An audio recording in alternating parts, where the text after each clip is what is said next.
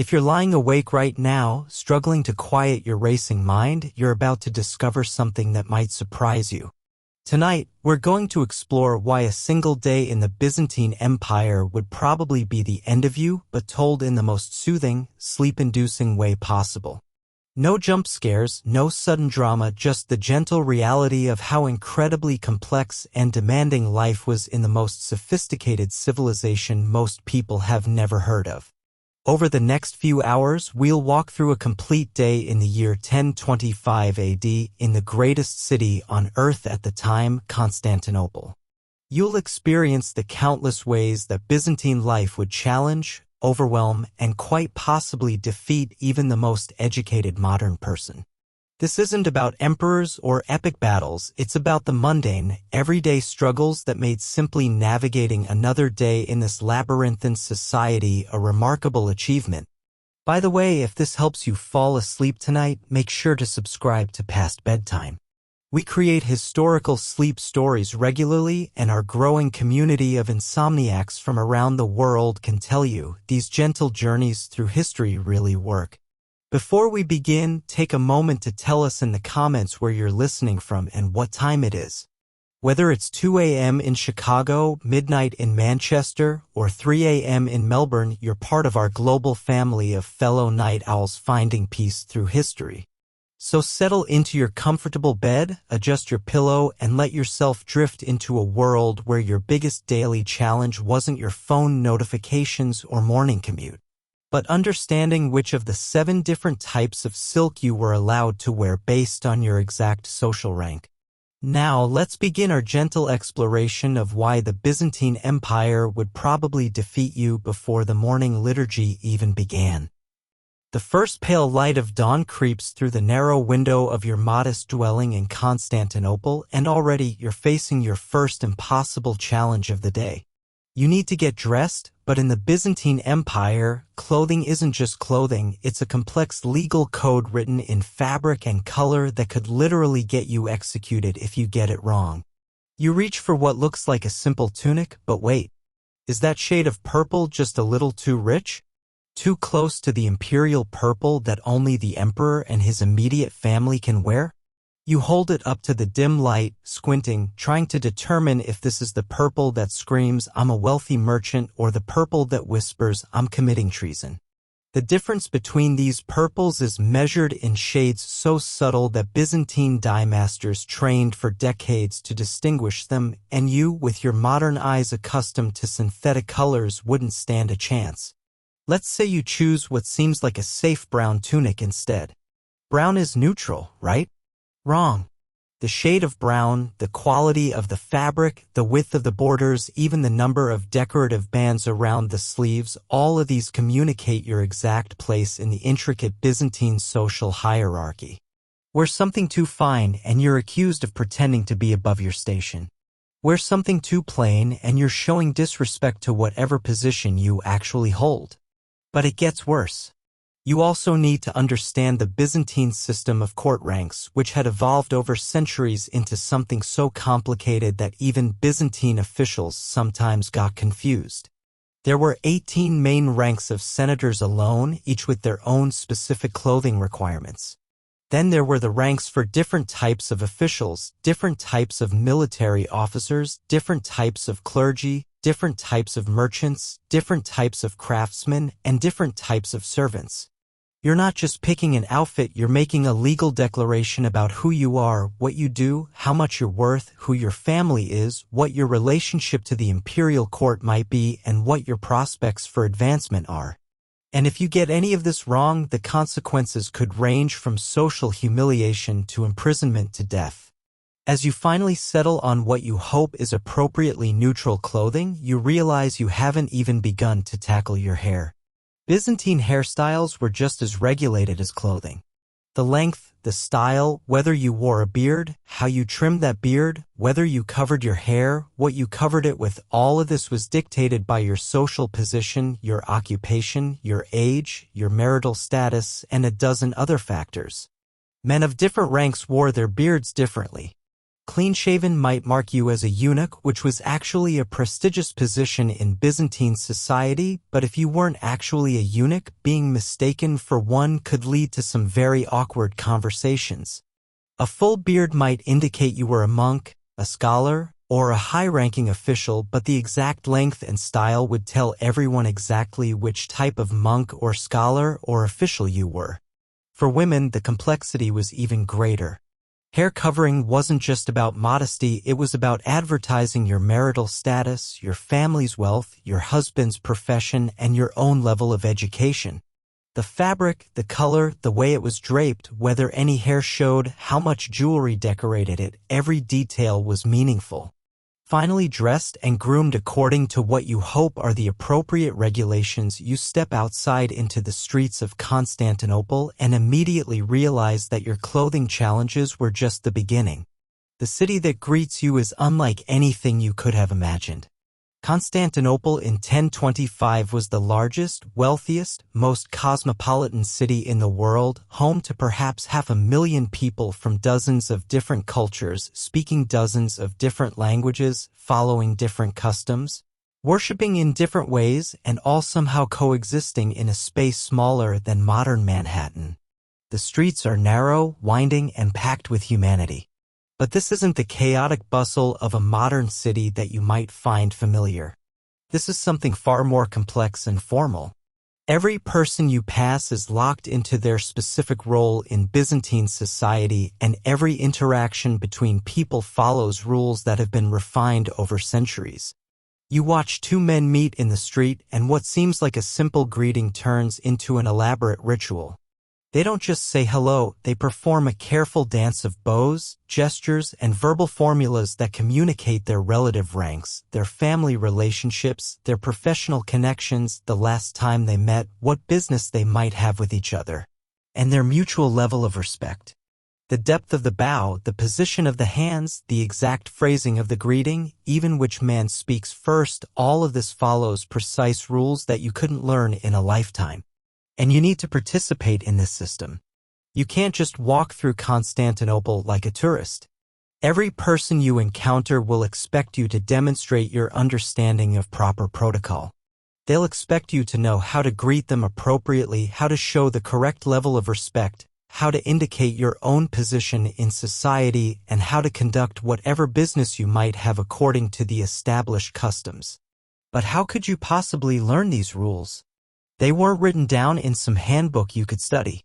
They were transmitted through generations of practice, absorbed through years of observation, refined through countless small corrections and adjustments. A Byzantine child would begin learning these social protocols almost as soon as they could walk and would spend their entire life mastering the subtleties. You, dropped into this world as an adult, would be like someone trying to learn to dance by watching a ballet performance. You might be able to imitate some of the gross movements, but you'd miss all the nuance, all the subtle communication, all the meaning that made the difference between looking graceful and looking ridiculous. The language barrier would be just as insurmountable. Yes, the Byzantines spoke Greek, but it wasn't the ancient Greek you might have studied in school, and it wasn't modern Greek either. It was Byzantine Greek, a language that had evolved over centuries, incorporating vocabulary from Latin, Slavic languages, Arabic, Armenian, and a dozen other tongues. But more challenging than the vocabulary would be the levels of formality. Byzantine Greek had elaborate systems for indicating respect, familiarity, social distance, and hierarchy through word choice, verb forms, and grammatical structures. Speaking to a high-ranking official required completely different language than speaking to a craftsman, which required different language than speaking to a servant, which required different language than speaking to a monk. And it wasn't just about using formal or informal language. The Byzantines had developed subtle ways of indicating dozens of different types of relationships and social situations through their speech. There were different ways to address someone you were meeting for the first time, someone you knew but hadn't seen recently, someone you knew well but who outranked you, someone who outranked you but owed you a favor, someone whose family was connected to yours through business. someone whose family was connected to yours through marriage, and someone whose family was feuding with yours but with whom you needed to maintain civil relations for professional reasons. Every conversation was like playing chess while juggling while doing mathematics in your head. You needed to remember not just what you wanted to communicate, but how your relationship to this person had been established, what obligations you might have to each other, what third parties might be affected by your conversation, what political implications your words might have, and what religious sensitivities you needed to navigate. Speaking of religion, you'd also be navigating the most complex and contentious religious environment in the medieval world. The Byzantine Empire was officially Christian, but Christianity in 1025 looked very different from what modern people might expect. First, there was the ongoing tension between the Eastern Orthodox Christianity of the Byzantines and the Roman Catholic Christianity of the West. These weren't just different denominations, they were fundamentally different ways of understanding God, the nature of Christ, the role of the Holy Spirit, the authority of the Pope, the use of religious images, the requirements for priests, and dozens of other crucial issues. But even within Byzantine Christianity, there were constant theological debates, some of which were literally matters of life and death. The iconoclastic controversy, which had officially ended just a few decades before 1025, had torn Byzantine society apart for over a century. People had been executed, exiled, tortured, and imprisoned over questions about whether it was appropriate to create religious images, how those images should be venerated, what they represented, and what role they should play in worship. Even though the controversy was officially over, the underlying tensions remained. Some Byzantines were enthusiastic iconodules who filled their homes and churches with religious artwork. Others remained suspicious of images and preferred a more austere approach to worship. Many fell somewhere in between, but everyone had an opinion, and those opinions affected everything from politics to family relationships to business partnerships. As you walk through the streets of Constantinople, you'd see churches everywhere, but you wouldn't necessarily understand what you were seeing. Byzantine churches weren't just places of worship, they were centers of community life, political gathering places, sites of economic activity, repositories of art and culture, and focal points for complex networks of social relationships. Each church had its own particular traditions, its own saint or saints, its own special ceremonies, its own community of regular worshippers, and its own place in the broader religious and political landscape of the city. Attending the wrong church, or attending the right church in the wrong way, or failing to attend church when you were expected to, could have serious social and political consequences. The morning liturgy that you'd be expected to attend wasn't like a modern church service that lasts an hour and follows a predictable format. Byzantine liturgy was an elaborate, hours-long ritual that combined elements of theater, music, incense, candlelight, chanting, prayer, and community participation in ways that would be overwhelming to modern senses. The Divine Liturgy of St. John Chrysostom, which was the standard morning service, involved dozens of different prayers, readings, hymns, and ritual actions, each with its own significance, each requiring the congregation to stand, sit, kneel, bow, cross themselves, or respond in specific ways at specific times. The service was conducted in the ancient liturgical language that was even more formal and archaic than everyday Byzantine Greek. You'd be expected to know when to bow and how deeply, when to cross yourself and in which direction, when to respond to the priest and what to say, when to approach for communion and how to receive it, when to light candles and where to place them, when to venerate icons and how to do it properly, and when to make donations and how much to give. All of this would happen while you were standing for hours in a church packed with hundreds of other people, breathing air thick with incense, listening to chanting that echoed off stone walls, watching elaborate rituals performed by priests in gorgeous vestments, and trying to keep track of a service that moved through dozens of different sections, each with its own mood, pace, and requirements for participation. And this was just the morning service. There would be other services throughout the day, each with its own characteristics and expectations. Evening vespers, midday prayers, special services for saints' days, and seasonal liturgies all followed different patterns and required different types of participation. But even if you somehow managed to navigate the religious requirements of Byzantine life, you'd still face the challenge of understanding the political environment, which was every bit as complex as the religious one. The Byzantine Empire in 1025 was ruled by Emperor Basil II, known as the Bulgar Slayer, who had spent his entire reign fighting wars, crushing rebellions, and expanding the empire to its greatest territorial extent in centuries.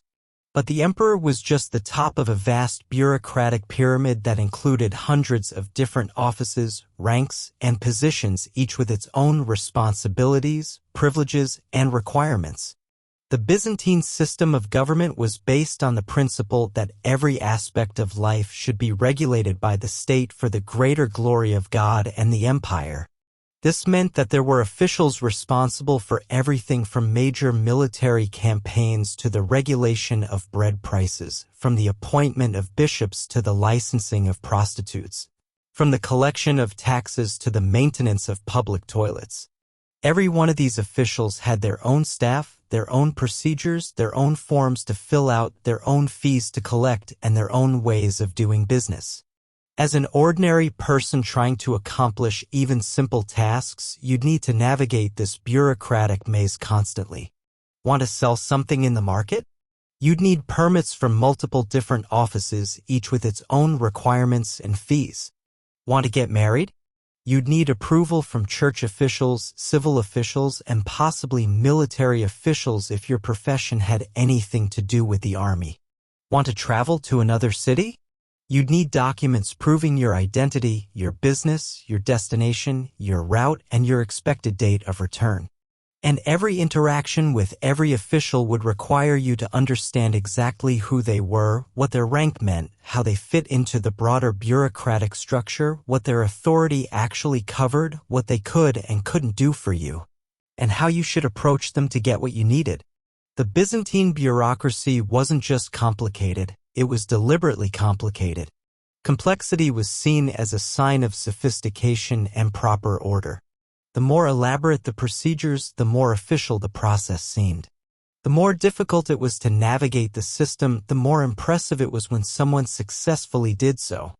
This meant that bureaucratic procedures that could have been simple were instead made as complex as possible. Forms that could have asked for basic information instead required detailed genealogies, complete professional histories, and elaborate explanations of why you needed whatever you were requesting. Officials who could have made simple decisions instead required multiple approvals, extensive documentation, and lengthy waiting periods. Processes that could have been completed in minutes instead took days, weeks, or months, requiring you to return again and again with different documents, different officials' signatures, and different fees. And all of this assumed that you could read and write, which most people in the Byzantine Empire could not. If you were illiterate, which was statistically likely, you'd need to hire scribes to fill out your forms, read official documents to you, and help you navigate the written requirements of Byzantine bureaucracy. But finding the right scribe was itself a complex process. Different scribes specialized in different types of documents. Legal scribes understood court procedures but might not be familiar with commercial regulations. Commercial scribes understood business practices but might not know how to handle religious paperwork. Religious scribes could navigate church bureaucracy but might be unfamiliar with military requirements. And you'd need to be careful about which scribe you chose because the scribe you used would itself communicate information about your social position, your business interests, your political connections, and your level of sophistication. Using the wrong scribe could mark you as someone who didn't understand proper procedures, which could complicate all your future dealings with officialdom. Even something as simple as buying food would be far more complicated than you could imagine. Constantinople had elaborate regulations governing every aspect of the food trade. Different foods could only be sold in certain places at certain times by certain people according to certain procedures. Bread, which was the foundation of the Byzantine diet, was strictly regulated by the government. The types of grain that could be used, the way the grain could be processed, the size and weight of loaves, the price that could be charged, the places where bread could be sold, and the people who could sell it were all controlled by detailed regulations. These regulations weren't just guidelines, they had the force of law, and violations could result in heavy fines, loss of trading privileges, public humiliation, or even imprisonment. The government employed officials whose only job was to inspect bread, test its quality, weigh loaves, and ensure that bakers were following all the required procedures. But the bread regulations were just the beginning. Wine had its own set of rules, as did olive oil, meat, fish, vegetables, fruits, spices, and every other type of food. Each category of food had different quality standards, different pricing regulations, different licensing requirements for sellers, and different penalties for violations. If you wanted to buy meat, for example, you couldn't just go to any seller. Different types of meat could only be sold by butchers who had been specifically licensed for that type of animal. The butchers who sold beef couldn't sell pork, the butchers who sold pork couldn't sell lamb, and the butchers who sold lamb couldn't sell poultry. Each type of butcher had their own guild, their own regulations, their own designated areas of the city where they could operate, their own required procedures for slaughtering animals, and their own standards for displaying and selling meat. And the quality of meat you could buy depended not just on how much money you had, but on your social rank. The best cuts were reserved for high-ranking officials and wealthy merchants. Lesser cuts were designated for craftsmen and shopkeepers. The cheapest cuts were available to laborers and servants. But how would you know which cuts you were entitled to buy? How would you know which butcher you should approach? How would you know what price you should pay? How would you know whether the meat you were being offered was appropriate for someone of your social position? All of this knowledge was assumed to be common sense that everyone would naturally possess. But it wasn't common sense, it was specialized knowledge that took years to acquire and constant practice to maintain. The same complexity applied to every aspect of daily life. Housing, clothing, transportation, entertainment, education, medical care, legal services, religious observances, and social relationships were all governed by elaborate systems of rules, customs, and expectations that would be virtually impossible for an outsider to master.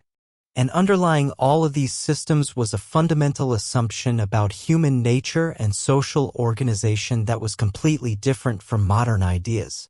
The Byzantines believed that hierarchy was natural and divinely ordained, that everyone had a specific place in society determined by God, and that the proper functioning of civilization depended on everyone accepting their assigned role and performing their designated duties. This wasn't just a political theory or a religious doctrine, it was a practical assumption that shaped every aspect of daily life.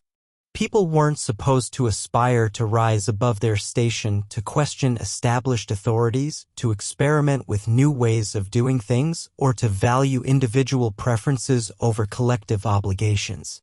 The idea that someone might want to choose their own career, select their own marriage partner, worship according to their own beliefs, dress according to their own taste, or live according to their own values was not just impractical, it was literally unthinkable. This meant that even if you somehow managed to learn all the rules and navigate all the systems, you'd still be struggling against a fundamental mismatch between your modern assumptions about life and the basic principles that organized Byzantine society. You'd expect to have choices where no choices were available. You'd expect to have privacy where privacy didn't exist. You'd expect to have individual rights where only collective obligations mattered. You'd expect to be able to negotiate and compromise where only submission and obedience were possible. And this was still just the beginning of your day in Constantinople.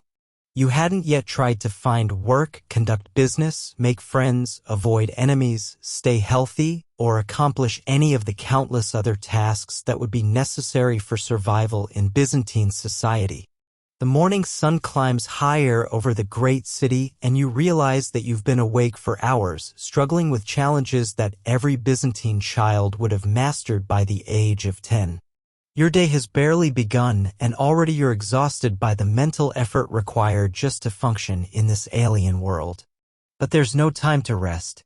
The morning liturgy is ending, the markets are opening, the government offices are beginning their daily business, and the vast, complex machinery of Byzantine civilization is grinding into motion all around you. You take a deep breath, adjust your carefully chosen clothing, and step forward into the labyrinthine streets of the greatest city in the medieval world, hoping against hope that you might somehow survive until sunset. The gentle morning breeze carries the scent of incense from dozens of churches, the sound of chanting from the great Hagia Sophia, and the murmur of 500,000 voices speaking in languages you can't understand. Conducting business according to rules you can't fathom, living lives according to principles you can't comprehend. And this is only the beginning of why you wouldn't last a day in the Byzantine Empire. The morning markets of Constantinople are awakening around you, and what you see defies every expectation you might have had about medieval commerce. This isn't some primitive bazaar with a few farmers selling vegetables from carts. This is the economic heart of the medieval world, a sophisticated trading system that connects Europe, Asia, and Africa in ways that wouldn't be matched again until the modern era. But sophistication in the Byzantine context means complexity that would make modern international trade look simple by comparison. Every transaction, every exchange, every business relationship is governed by rules that have been refined over centuries, embedded in religious law, enforced by imperial decree, and maintained by powerful guilds that control every aspect of economic life. You approach what looks like a simple fruit vendor, thinking that surely buying an apple can't be too complicated. But even this basic transaction requires you to navigate a maze of regulations, customs, and social expectations that would take years to fully understand. First, you need to determine whether you're allowed to buy from this particular vendor. The Byzantine guild system didn't just regulate who could sell what, it also regulated who could buy from whom. Different social ranks were expected to patronize different types of merchants. A high-ranking official wouldn't be seen buying from a street vendor, just as a common laborer wouldn't be welcome in the shops that served the aristocracy. The vendor looks at your clothing, trying to assess your social position, while you look at their goods, trying to determine what you can afford and what you're entitled to purchase. This mutual evaluation isn't just about money, it's about maintaining the proper social order that keeps Byzantine society functioning. Let's say you pass this first test and are deemed appropriate to buy from this vendor. Now you need to understand the pricing system, which is nothing like the simple supply and demand economics you might expect. Prices in the Byzantine Empire were set by imperial decree, adjusted by guild regulations, modified by seasonal factors, and influenced by religious considerations. The government set maximum prices for essential goods to prevent profiteering and ensure that even poor people could afford basic necessities. But these official prices were just the starting point. Guild regulations might require additional fees for quality certification, seasonal adjustments, or special handling. Religious rules might forbid certain types of transactions during holy periods or require special blessings for certain goods. And then there were the unofficial but essential payments that kept the system running smoothly. The vendor might expect a small additional payment for selecting the best fruit, for providing information about when fresh shipments would arrive, or simply for being polite and helpful. These weren't bribes exactly, they were social lubricants that made commerce possible in a system where personal relationships were more important than abstract market forces. But even if you understood the pricing system, you'd still need to navigate the payment methods, which were far more complex than simply exchanging coins for goods. The Byzantine Empire used multiple currencies simultaneously, each with different values, different uses, and different levels of acceptance. Gold solidi were the most prestigious coins, used for major transactions and international trade. Silver milliresian were common for substantial domestic purchases. Bronze phallus were used for everyday transactions. But the actual value of these coins fluctuated based on factors like the purity of the metal, the specific emperor who had issued them, how recently they had been minted, and even the political stability of the regions where they had been produced. A vendor might prefer certain types of coins over others, might give you a better price if you paid in gold rather than silver, or might refuse certain coins altogether if they suspected the metal content wasn't up to standard. Some transactions might require multiple types of currency with different portions of the payment made in different denominations. And then there were the non-monetary forms of payment that were often more important than actual money. Services, favors, information, introductions, and promises of future business were all valuable currencies in the Byzantine economy. A vendor might give you a better price if you could provide information about market conditions in other cities, introduce them to potential customers, or promise to bring your friends to their stall. These informal payment systems were based on networks of personal relationships that could take decades to develop. A successful merchant wasn't just someone who had money, they were someone who had cultivated relationships with suppliers, customers, officials, and competitors that allowed them to navigate the complex social and economic landscape of Byzantine commerce. You, as an outsider, would have none of these relationships. You'd be starting from zero in a system where personal connections were more valuable than cash, where reputation was more important than capital, and where the ability to navigate social hierarchies was more crucial than any business skill. But let's assume you somehow manage to buy your apple. You hand over what you hope is the correct combination of coins and social gestures, receive your fruit, and think you're done. But you're not done, you're just beginning to understand how economic transactions work in Byzantine society. The vendor will remember you. They'll remember what you bought, how you paid, how you behaved, what you said, and how you fit into the social landscape of their regular customers. This information will be shared with other vendors, with guild officials, with tax collectors, and with anyone else who might be interested in your business activities. This isn't surveillance in the modern sense, it's the natural functioning of a society where everyone's business is everyone else's business, where economic activity is inseparable from social relationships, and where maintaining the proper order requires constant attention to who is doing what with whom. Your simple Apple purchase has now become part of a complex web of information that connects you to dozens of other people, establishes expectations for your future behavior, and creates obligations that you probably don't even understand. The next time you visit this market, vendors will expect you to behave consistently with the precedent you've established. They'll expect you to buy similar goods, pay in similar ways, and maintain the same level of social interaction. But the morning market is just one small part of the economic complexity you'd face in Constantinople. If you needed to engage in any more substantial commercial activity, buying or selling goods for business purposes, arranging transportation, securing credit, or establishing ongoing trading relationships, the complexity would increase exponentially. The guild system that dominated Byzantine commerce was unlike anything in the modern world. Guilds weren't just trade associations or professional organizations, they were semi-governmental institutions that controlled every aspect of economic life within their sphere of influence. Each guild had its own regulations governing who could join, what training was required, what standards had to be maintained, what prices could be charged, what quantities could be produced, what qualities were acceptable, and what relationships could be established with other guilds. The Silk Guild, for example, was one of the most powerful and exclusive organizations in the empire. Silk production was considered a state secret, and the guild members who controlled it were among the wealthiest and most influential people in Constantinople. But their wealth and influence came with corresponding obligations and restrictions. Guild members couldn't freely choose what to produce, how much to produce, or where to sell their products. They couldn't freely set prices, change production methods, or establish new trade relationships. They couldn't easily leave the guild, join other guilds, or start competing businesses.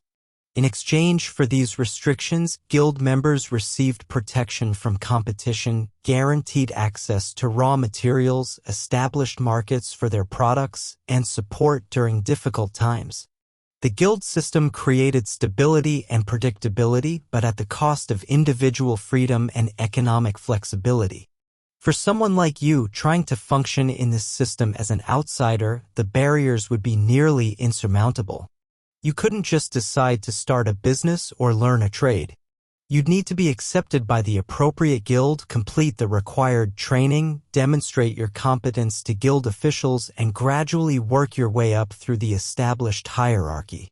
This process could take decades, even if you had the necessary skills and resources to begin with. Most guild positions were hereditary, passed down from father to son through generations of the same families. Outsiders were rarely accepted, and when they were, they usually started at the bottom of the guild hierarchy and remained there for most of their careers. But even if you weren't trying to join a guild, you'd still need to understand how the guild system affected every aspect of economic life.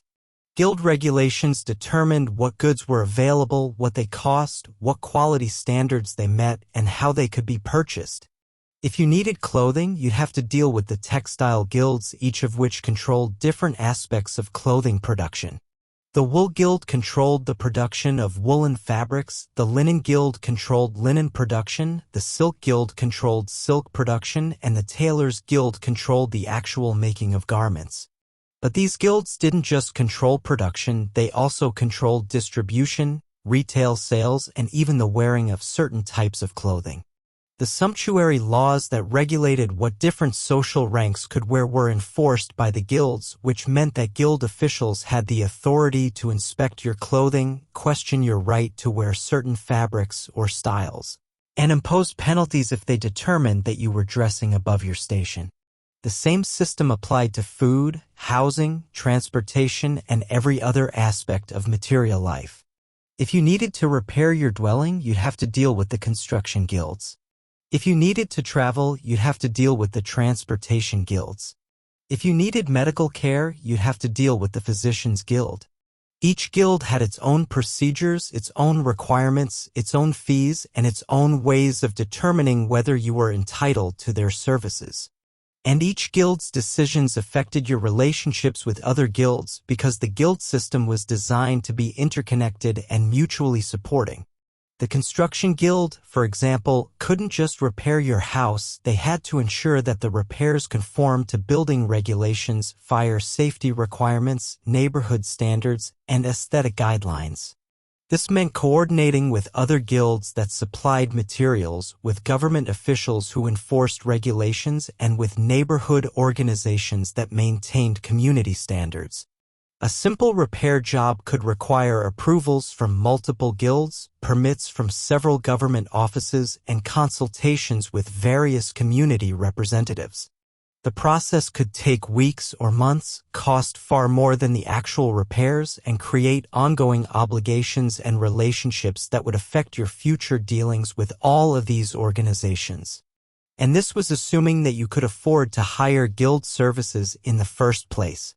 The Byzantine economy was designed to serve the needs of established families with established relationships and established sources of income. Newcomers, outsiders, and anyone without clear social connections found themselves excluded from much of the formal economy. If you couldn't afford guild services, you'd be forced to rely on the informal economy of unlicensed craftsmen, black market traders, and under-the-table arrangements. But this informal economy was risky, unreliable, and often illegal. The guilds actively worked to suppress unauthorized economic activity, and the government supported their efforts with harsh penalties for anyone caught circumventing the official system. Getting caught buying from unlicensed vendors or hiring unauthorized craftsmen could result in fines, confiscation of goods, loss of trading privileges, or even criminal prosecution. And because the guild system was so interconnected, being blacklisted by one guild could make it difficult or impossible to do business with other guilds. But even if you somehow managed to navigate the commercial challenges of Byzantine life, you'd still face the even more complex challenge of understanding the social relationships that made commerce possible in the first place. Byzantine society was built on networks of personal obligation, reciprocal favor, and inherited connection that took generations to establish and maintain. Every business transaction was embedded in a web of social relationships that extended far beyond the immediate exchange of goods and money. When a Byzantine merchant made a deal with a supplier, they weren't just agreeing to exchange specific goods for specific payments. They were establishing or reinforcing a relationship that might involve their families, their social circles, their religious communities, their political connections, and their future business prospects. The supplier would expect the merchant to provide not just payment but also loyalty, discretion, referrals to other customers, information about market conditions, and support during difficult times. The merchant would expect the supplier to provide not just goods but also reliable quality, favorable terms, advance notice of new products, and assistance with other business needs. These expectations weren't written down in contracts, they were understood obligations that grew out of the social fabric of Byzantine life. Violating these unspoken agreements could destroy business relationships, damage reputations, and make it difficult to establish new connections in the future. You, as an outsider, would have no understanding of these social dynamics. You'd approach business relationships as simple exchanges of goods and services, expecting to pay for what you received and receive what you paid for.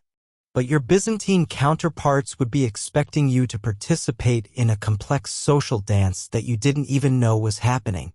Your failure to understand and fulfill these social obligations would mark you as unreliable, antisocial, and potentially dangerous. Word would spread through the interconnected networks of Byzantine society that you were someone who couldn't be trusted to maintain proper relationships, and you'd find yourself increasingly excluded from the economic and social life of the city. But the social complexity of Byzantine commerce was just one aspect of a broader challenge that would make daily life almost impossible for a modern person.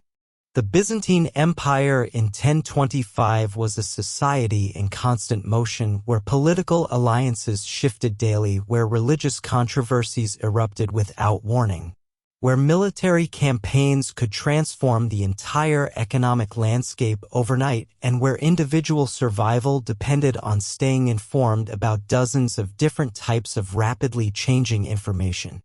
The morning that seemed so peaceful when you first stepped outside is actually humming with undercurrents of news, rumor, speculation, and concern that you wouldn't even notice, much less understand.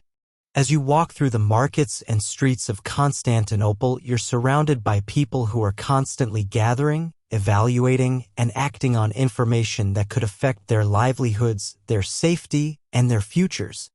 A conversation between two merchants about silk prices might actually be a coded discussion about the political reliability of certain government officials.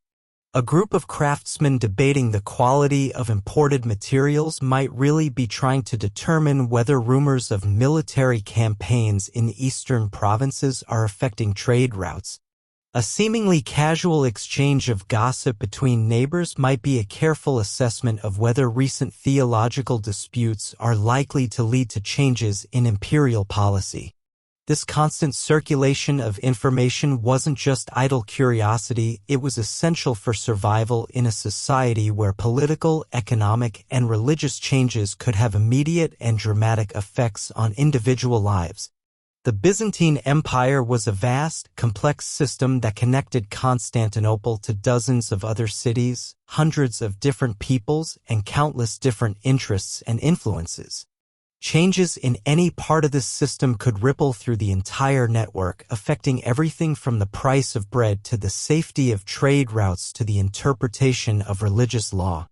Staying informed about these changes, understanding their implications, and adjusting your behavior accordingly was a full-time job that required skills, knowledge, and connections that you simply wouldn't possess. The news that circulated through Byzantine society wasn't delivered by newspapers, television, or internet.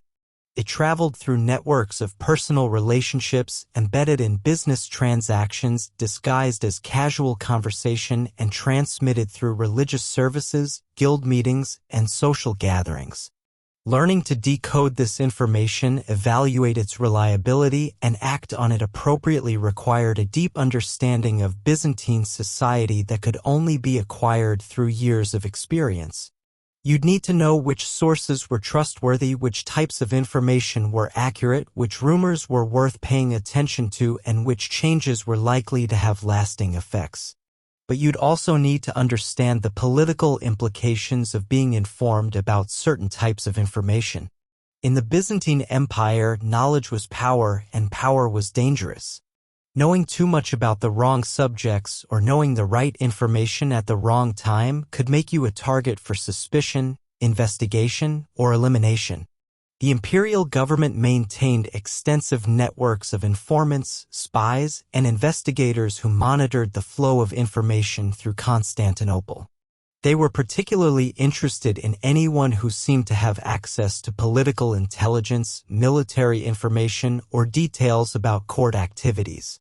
If you somehow managed to tap into the information networks that kept Byzantine society functioning, you might find yourself under surveillance by imperial agents who wanted to know how you had acquired your knowledge and what you planned to do with it. Being too well informed could be just as dangerous as being ignorant. But while you were struggling to understand the political and economic complexities of Byzantine life, you'd also be facing challenges that were more immediate and more personal. The simple business of staying healthy in Constantinople would test your endurance, your adaptability, and your tolerance for discomfort in ways that might surprise you. The city in 1025 was home to perhaps 500,000 people packed into a space that was smaller than most modern suburbs. This population density created living conditions that were unlike anything in the contemporary world. The streets were narrow, winding, and filled with people, animals, carts, and debris. The buildings were tall, crowded, and built so close together that sunlight rarely reached street level. The air was thick with smoke from cooking fires, workshops, and heating braziers. The smell was a constant mixture of unwashed bodies, animal waste, rotting garbage, industrial chemicals, and food that had been cooked with unfamiliar spices and stored without refrigeration. The noise was overwhelming, hundreds of thousands of people talking, shouting, arguing, and conducting business in dozens of different languages mixed with the sounds of animals, machinery, construction, religious services, and street entertainment. For someone accustomed to modern cities with traffic regulations, noise ordinances, sanitation systems, and building codes, Constantinople would be a sensory assault that never stopped. The constant stimulation would be exhausting, disorienting, and potentially maddening. But the sensory overload would be just the beginning of your health challenges. Constantinople in 1025 had no understanding of germ theory, no knowledge of sterilization, no antibiotics, no vaccines, and no effective treatments for most diseases. The city was a breeding ground for illnesses that could kill you in days or weeks, and you'd have no immunity to diseases that Byzantine residents had been exposed to since childhood. The water supply was contaminated with bacteria that would cause immediate digestive problems for anyone unaccustomed to them. The food was prepared and stored in ways that would seem appallingly unsanitary to modern standards. The air was filled with particles and pollutants that would irritate your respiratory system. Even if you managed to avoid serious illness, you'd probably experience constant low-level digestive problems, respiratory irritation, skin conditions, and fatigue from trying to adapt to an environment that was fundamentally different from anything your body had been designed to handle.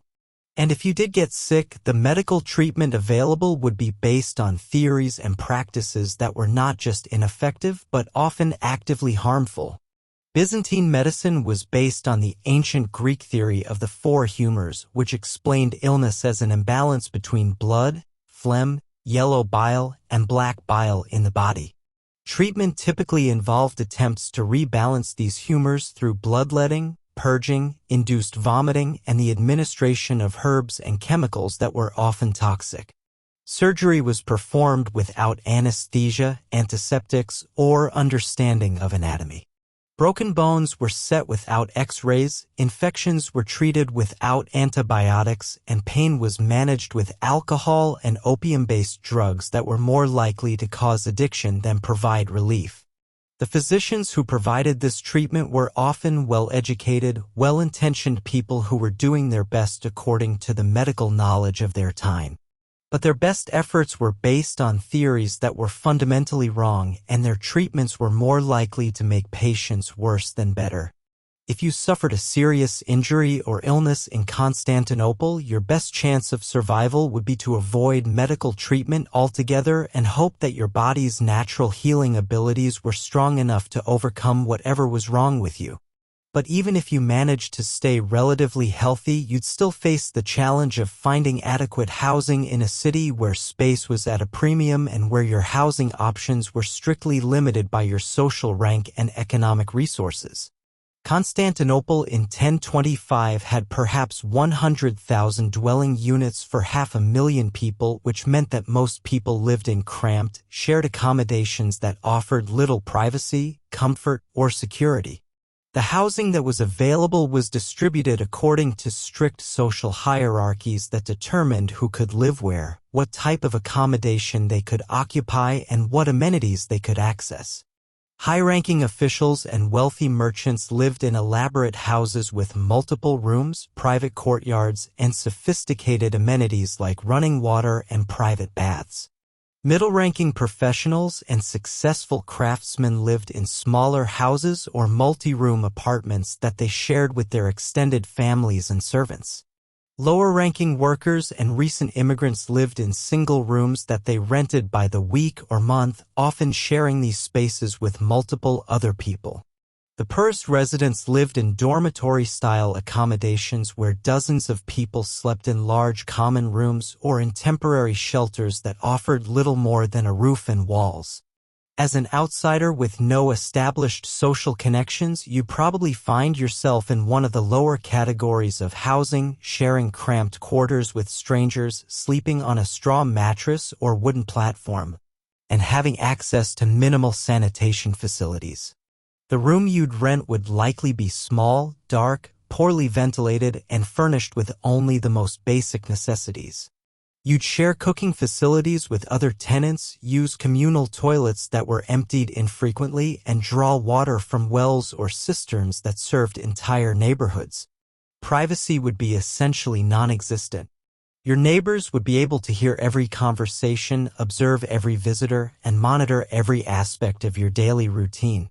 This lack of privacy wasn't just inconvenient, it was a fundamental feature of Byzantine society where community surveillance was considered necessary for maintaining social order and preventing undesirable behavior. Your landlord would expect you to follow strict rules about when you could come and go, what types of activities you could conduct in your room, what kinds of guests you could receive, and how you should interact with other tenants. Violating these rules could result in immediate eviction regardless of whether you had paid your rent or had anywhere else to go. And finding alternative housing would be difficult because landlords shared information about problem tenants, and being evicted from one place could make it hard to rent another. The housing market in Constantinople was tight, competitive, and dominated by personal relationships and social connections that you wouldn't have access to.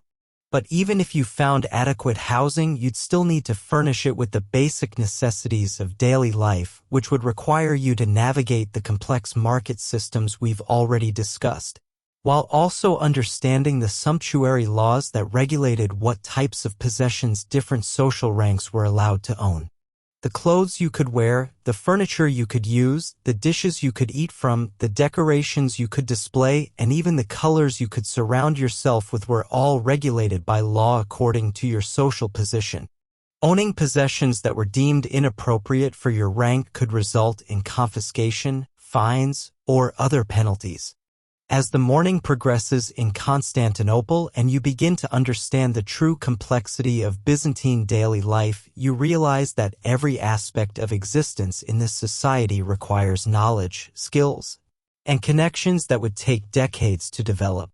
The challenges you've encountered so far: clothing regulations, religious requirements, commercial systems, social hierarchies, political information networks, health hazards, and housing difficulties, are just the beginning of what you'd need to master to survive in the Byzantine Empire. And you haven't even begun to tackle the questions of finding work, establishing income, building relationships, avoiding enemies, or accomplishing any of the long-term goals that would make life worth living. The sun climbs higher over the great city, and the gentle warmth on your face provides a moment of comfort in what has already become an overwhelming day. But there's no time to rest or reflect. The Byzantine Empire doesn't pause for anyone's confusion or exhaustion. All around you, 500,000 people are conducting their daily business according to rules and customs that they learned from childhood, pursuing goals and maintaining relationships that are embedded in centuries of tradition, and navigating challenges that they understand as simply the natural order of civilized life. For them, this complexity isn't overwhelming, it's just the way the world works. But for you, every moment brings new challenges that test the limits of your ability to adapt, understand, and survive in a civilization that is simultaneously more sophisticated and more demanding than anything the modern world has produced. And this is still only the morning of your single day in the Byzantine Empire. As the morning progresses into midday, you realize that you haven't yet confronted one of the most fundamental challenges of Byzantine life: finding work that would allow you to survive economically while navigating the incredibly restrictive social and legal systems that governed every form of employment. The concept of work in the Byzantine Empire was radically different from modern ideas about careers, jobs, and economic opportunity. Employment wasn't something you chose based on your interests, skills, or ambitions. It was something that was largely determined by your family background, your social rank, your religious affiliation, your political connections, and a dozen other factors that were mostly beyond your control. Most positions in Byzantine society were hereditary. If your father was a baker, you were expected to become a baker. If your family belonged to the military class, you were expected to serve in the army. If you came from a family of government officials, you were expected to pursue a career in the imperial bureaucracy. This hereditary system wasn't just tradition, it was legally enforced. The government actively discouraged social mobility because stability was considered more important than individual advancement. People who tried to leave their assigned social roles were seen as threatening the divine order that kept society functioning properly. But let's say you somehow managed to overcome these obstacles and find someone willing to employ you. Even then, you'd discover that employment in the Byzantine Empire involved obligations and restrictions that would make modern labor laws seem permissive by comparison. If you managed to get work as a craftsman, you wouldn't just be agreeing to perform certain tasks in exchange for payment. You'd be entering into a relationship that would control where you lived, what you wore, whom you associated with, how you spent your free time, and what opportunities would be available to your children. Guild membership wasn't just about professional standards and trade practices, it was about total lifestyle regulation. Guild members were expected to live in certain neighborhoods, worship at certain churches, participate in certain festivals, contribute to certain charities, and maintain certain types of social relationships. The guild would monitor your personal behavior as closely as your professional performance. Drinking too much, gambling excessively, associating with the wrong people, or failing to maintain proper religious observances could result in suspension, fines, or expulsion from the guild, which would effectively end your career and destroy your economic prospects. If you worked for the government, the restrictions would be even more comprehensive. Imperial officials were subject to detailed regulations governing not just their official duties, but their entire lives. Where they could travel, whom they could marry, what property they could own, what business interests they could pursue, and what political opinions they could express were all controlled by imperial decree. Government employees were regularly investigated by imperial agents who checked their loyalty, their competence, their personal conduct, and their adherence to official policies. Those who were found wanting could be demoted, transferred to undesirable positions, stripped of their property, exiled, or executed, depending on the severity of their infractions. But even if you somehow managed to find work and avoid serious problems with your employer, you'd still face the challenge of earning enough money to survive in an economy where prices were artificially controlled, where taxes were unpredictable and often confiscatory, and where economic conditions could change dramatically without warning. The Byzantine tax system was a nightmare of complexity that made modern tax codes look simple by comparison. There were taxes on income, taxes on property, taxes on transactions, taxes on travel, taxes on religious activities, and taxes on dozens of other activities that modern people would never think of as taxable. But the taxes weren't just numerous, they were also unpredictable. The government could impose special assessments at any time to fund military campaigns, public works projects, or imperial ceremonies. These emergency taxes could amount to substantial portions of your annual income, and failure to pay them could result in imprisonment, confiscation of property, or forced labor. The tax collection system was also corrupt and arbitrary. Tax collectors were often local officials who used their positions to enrich themselves and punish their enemies.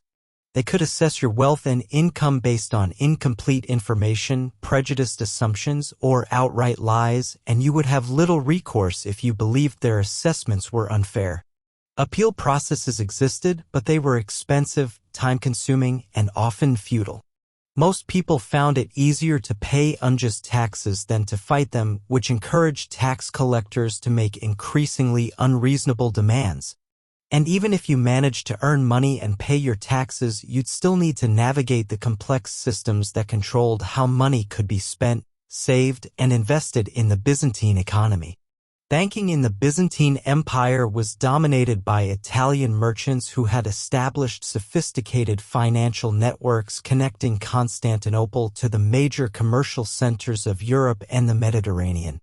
But access to these banking services was restricted to people who could prove their creditworthiness, demonstrate their social standing, and provide guarantees from other established clients.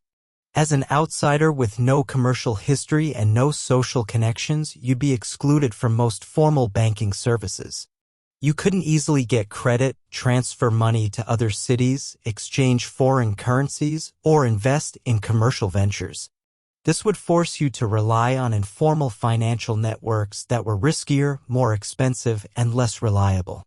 Money changers who operated without official licenses charged higher fees and offered worse exchange rates.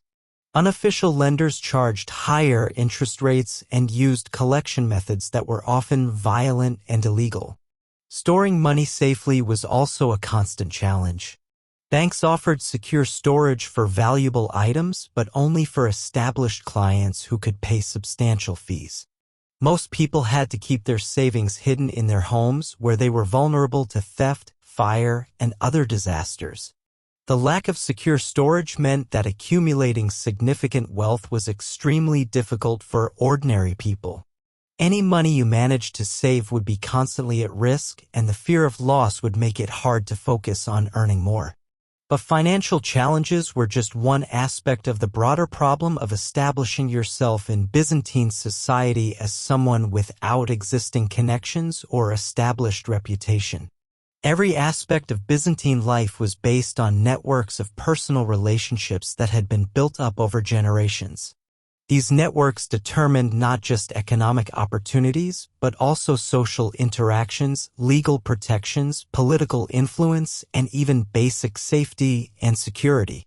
If you were a member of an established Byzantine family, you would inherit relationships with dozens or hundreds of other families who owed obligations to your family and to whom your family owed corresponding obligations. These mutual obligations created webs of support that could help you through difficult times, provide opportunities for advancement, and protect you from various threats and dangers. But if you were an outsider, you would have none of these protections. You'd be vulnerable to cheating, exploitation, violence, and persecution with little recourse and little hope of assistance. Establishing new relationships in Byzantine society wasn't simply a matter of being friendly and helpful.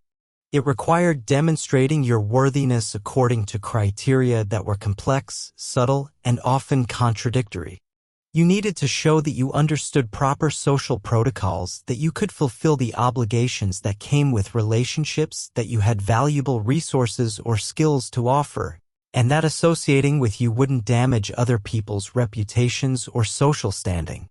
But you also needed to avoid appearing too eager, too ambitious, or too calculating in your efforts to build relationships. Byzantine society valued sincerity and authenticity, and people who seemed to be manipulating social situations for personal gain were viewed with suspicion and contempt. The process of relationship building could take years or decades, and there were no guarantees of success. Many outsiders spent their entire lives in Constantinople without ever being fully accepted into the social networks that made life manageable for established residents. Meanwhile, as you struggled with these long-term challenges of economic survival and social integration, you'd also be dealing with immediate daily threats to your safety and well-being that would test your physical and psychological resilience in ways that modern people rarely experience. Constantinople in 1025 was a city where violence was common, justice was arbitrary, and personal security depended largely on your ability to avoid trouble and defend yourself when avoidance wasn't possible. Street crime was endemic. Pickpockets, muggers, and con artists operated throughout the city, targeting anyone who appeared vulnerable, wealthy, or naive. The city watch that was supposed to maintain order was understaffed, underpaid, and often corrupt. Many watchmen supplemented their official salaries by taking bribes from criminals or by engaging in criminal activities themselves. The legal system that was supposed to protect law-abiding citizens was complex, expensive, and biased in favor of people with money, connections, and social standing.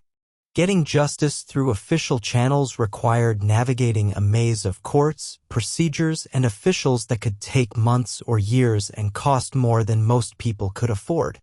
And even if you successfully prosecuted someone who had wronged you, there was no guarantee that the judgment would be enforced or that the punishment would be adequate compensation for your losses. This meant that most people relied on informal systems of justice and protection. Families, guilds, neighborhoods, and religious communities provided security for their members and handled disputes through negotiation, mediation, and sometimes retaliation. But these informal systems were only available to people who belonged to established groups and could claim their protection. Outsiders who lacked such affiliations were largely on their own when it came to dealing with threats and conflicts. Personal self-defense was therefore essential for survival in Constantinople, but it was also heavily regulated by law and custom. The weapons you could carry, the circumstances under which you could use them, and the types of violence that were considered acceptable were all controlled by detailed rules that varied depending on your social rank, your profession, and the specific situation you found yourself in. Common people were generally forbidden from carrying weapons that could threaten members of higher social ranks. Swords, for example, were largely restricted to the military class and high-ranking officials. Even knives were subject to regulations about length, design, and circumstances of use. But even if you were allowed to carry weapons, using them inappropriately could result in severe legal consequences.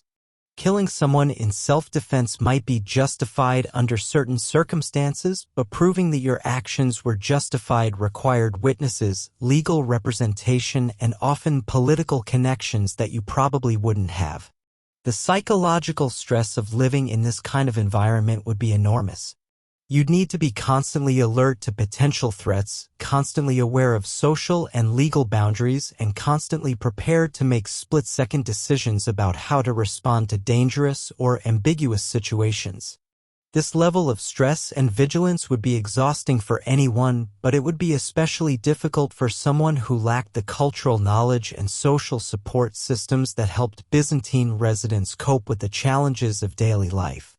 The afternoon heat grows more intense as the sun reaches its peak, and you begin to understand that survival in Constantinople isn't just about mastering complex systems and avoiding immediate dangers. It's also about maintaining your psychological equilibrium in a society that would challenge every assumption you have about human nature, social organization, and the meaning of life itself. The Byzantine Empire was built on philosophical and religious principles that were fundamentally different from modern ideas about individual rights, personal autonomy, and the pursuit of happiness. Byzantine society was organized around the concept of divine hierarchy, which held that God had established a specific order for human civilization that should not be questioned or challenged. According to this worldview, everyone had a designated place in society that was determined by divine will rather than personal choice. Your social rank, your profession, your marriage partner, your religious obligations, and your political loyalties were all part of God's plan for your life, and attempting to change or escape these predetermined roles was not just impractical, it was sinful. This philosophy permeated every aspect of Byzantine culture and created expectations for individual behavior that would be almost impossible for a modern person to accept or fulfill. You were expected to be grateful for whatever position you had been assigned in life, regardless of whether it was comfortable or satisfying. Ambition, discontent, and desire for change were seen as signs of spiritual weakness and social disruption. You were expected to accept authority without question, whether that authority came from government officials, religious leaders, guild masters, family patriarchs, or social superiors. Questioning, criticizing, or resisting authority was seen as undermining the divine order that kept society functioning. You were expected to prioritize collective obligations over personal desires in every aspect of your life. Your individual wants, needs, and preferences were considered less important than the needs of your family, your guild, your neighborhood, your church, and the empire as a whole. You were expected to find meaning and satisfaction in fulfilling your assigned role rather than in pursuing your own goals or expressing your own personality. Personal fulfillment was supposed to come from serving God and Emperor, not from achieving individual success or happiness. For someone raised with modern ideas about individual rights, personal freedom, and the pursuit of happiness, these expectations would be not just difficult to meet, they would be psychologically crushing. The constant pressure to suppress your own desires, accept limitations on your choices, submit to authorities you might not respect, and find satisfaction in roles you didn't choose would create a level of psychological stress that could lead to depression, anxiety, and other mental health problems. But Byzantine society had no understanding of mental health in the modern sense. Psychological distress was typically interpreted as spiritual weakness, moral failing, or demonic influence. The treatments available, prayer, fasting, penance, and exorcism, would be unlikely to address the underlying causes of your distress and might actually make your problems worse. The social isolation that would result from your inability to fit into Byzantine society would compound these psychological challenges. Humans are social creatures who need community, belonging, and mutual support to maintain their mental and emotional well-being. In Byzantine society, community and belonging were based on shared understanding of complex cultural codes, mutual participation in elaborate social rituals, and common acceptance of fundamental beliefs about the nature of reality and the proper organization of human life. Your inability to fully understand or accept these cultural foundations would mark you as an outsider who couldn't be fully trusted or included in the social networks that provided meaning and support for other people. This social isolation would be especially difficult to bear because Byzantine society was intensely communal. Privacy, independence, and solitude were not valued as they might be in modern societies. People were expected to live, work, worship, and socialize in groups, and those who seemed to prefer solitude were viewed with suspicion. Your need for privacy and personal space would be interpreted as antisocial behavior. Your desire for independence would be seen as arrogance and selfishness. Your attempts to maintain some autonomy over your own life would be viewed as threats to social stability. The cumulative effect of all these pressures, economic insecurity, social isolation, constant vigilance against physical threats, and psychological stress from trying to function in an alien cultural environment, would be overwhelming for most modern people. And we haven't even discussed the specific challenges that would face women, religious minorities, ethnic minorities, or anyone else who didn't fit into the narrow categories of people who were considered fully legitimate members of Byzantine society. The afternoon sun beats down on the crowded streets of Constantinople, and the sounds of the great city, voices calling in dozens of languages, animals moving through narrow passages, craftsmen working in their shops, priests chanting in nearby churches, create a constant background noise that never entirely fades. You pause in whatever small patch of shade you can find, trying to process the overwhelming complexity of everything you've encountered in just half a day in the Byzantine Empire. The realization is becoming clear that survival here isn't just about learning new skills or adapting to different customs. It's about becoming a fundamentally different type of person than the one you are, someone who thinks differently, values different things, relates to other people in different ways, and finds meaning and purpose in a completely different understanding of what human life is supposed to be about. And even if you could somehow manage this transformation, even if you could somehow rewire your entire personality and worldview to fit Byzantine expectations, you'd still be facing challenges that would test the limits of human endurance and adaptability. The day is only half over, and already you're exhausted by the mental effort required just to navigate the basic requirements of Byzantine life. But the afternoon and evening ahead will bring new challenges that will make the morning's difficulties seem simple by comparison. The gentle warmth of the sun provides a momentary respite from the overwhelming complexity of Byzantine civilization, but there's no real rest to be found here. The empire never stops, never pauses, never makes allowances for anyone's confusion or fatigue. All around you, 500,000 people continue their daily routines according to patterns that have been refined over centuries, pursuing goals that make perfect sense within their cultural framework, and maintaining a civilization that is simultaneously one of humanity's greatest achievements and one of its most demanding and unforgiving social systems. As the afternoon progresses in Constantinople, you're beginning to realize that the morning's challenges were merely an introduction to the true complexity of Byzantine life. The social, economic, and cultural obstacles you've encountered so far would be difficult enough if they remained constant, but the Byzantine Empire was a society in constant flux, where political changes, religious controversies, and military developments could transform the entire landscape of daily life without warning. The stability that modern people take for granted, the assumption that the basic rules of society will remain roughly the same from day to day, that established institutions will continue to function predictably, that individual rights and protections will be maintained regardless of political changes, simply didn't exist in the Byzantine world. The empire in 1025 was at the height of its power under Emperor Basil II, but this apparent strength was built on foundations that were constantly shifting. Political alliances that had been solid for decades could collapse overnight. Religious policies that had been firmly established could be reversed by imperial decree. Military campaigns that had been planned for years could be abandoned or redirected based on new information or changing circumstances. And these changes weren't just matters of high politics that affected only the imperial court and senior officials.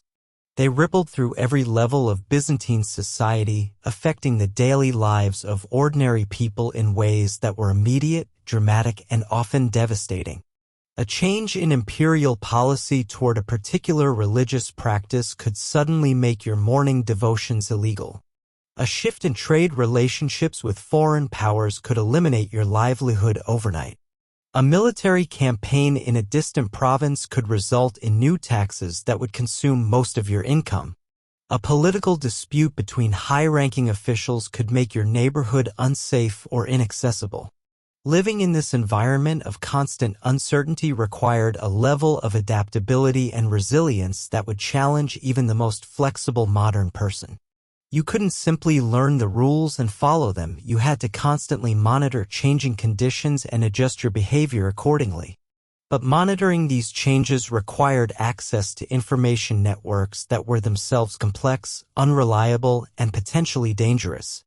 The political intelligence that circulated through Constantinople was a mixture of facts, rumors, speculation, and deliberate misinformation that was almost impossible for outsiders to decode accurately. Imperial officials deliberately spread false information to confuse potential enemies and test the loyalty of subordinates. Religious leaders used their positions to promote theological interpretations that served their political interests. Merchants exaggerated or minimized economic trends to manipulate market conditions. Military officers provided contradictory accounts of battles and campaigns to enhance their own reputations or discredit their rivals. Distinguishing between reliable information and propaganda required intimate knowledge of the sources, their motivations, their relationships with other power centers, and their track records for accuracy. This knowledge could only be acquired through years of careful observation and cultivation of personal relationships with well-placed informants.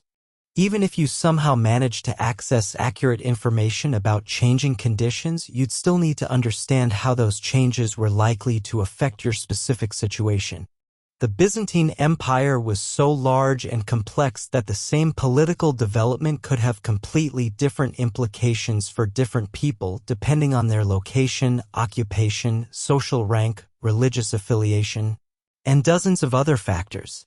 A military victory in the eastern provinces might mean increased trade opportunities for Constantinople merchants, but it could also mean higher taxes to fund continued campaigns or new regulations to control the flow of foreign goods, or increased suspicion of anyone with connections to the defeated enemies. Understanding these ripple effects required not just information about specific events, but deep knowledge of how the various systems of Byzantine society were interconnected.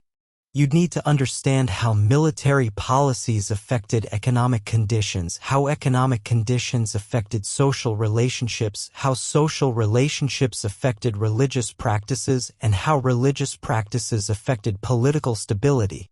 This systems thinking was second nature to people who had grown up in Byzantine society, but it would be almost impossible for an outsider to master quickly enough to be useful for day-to-day decision-making.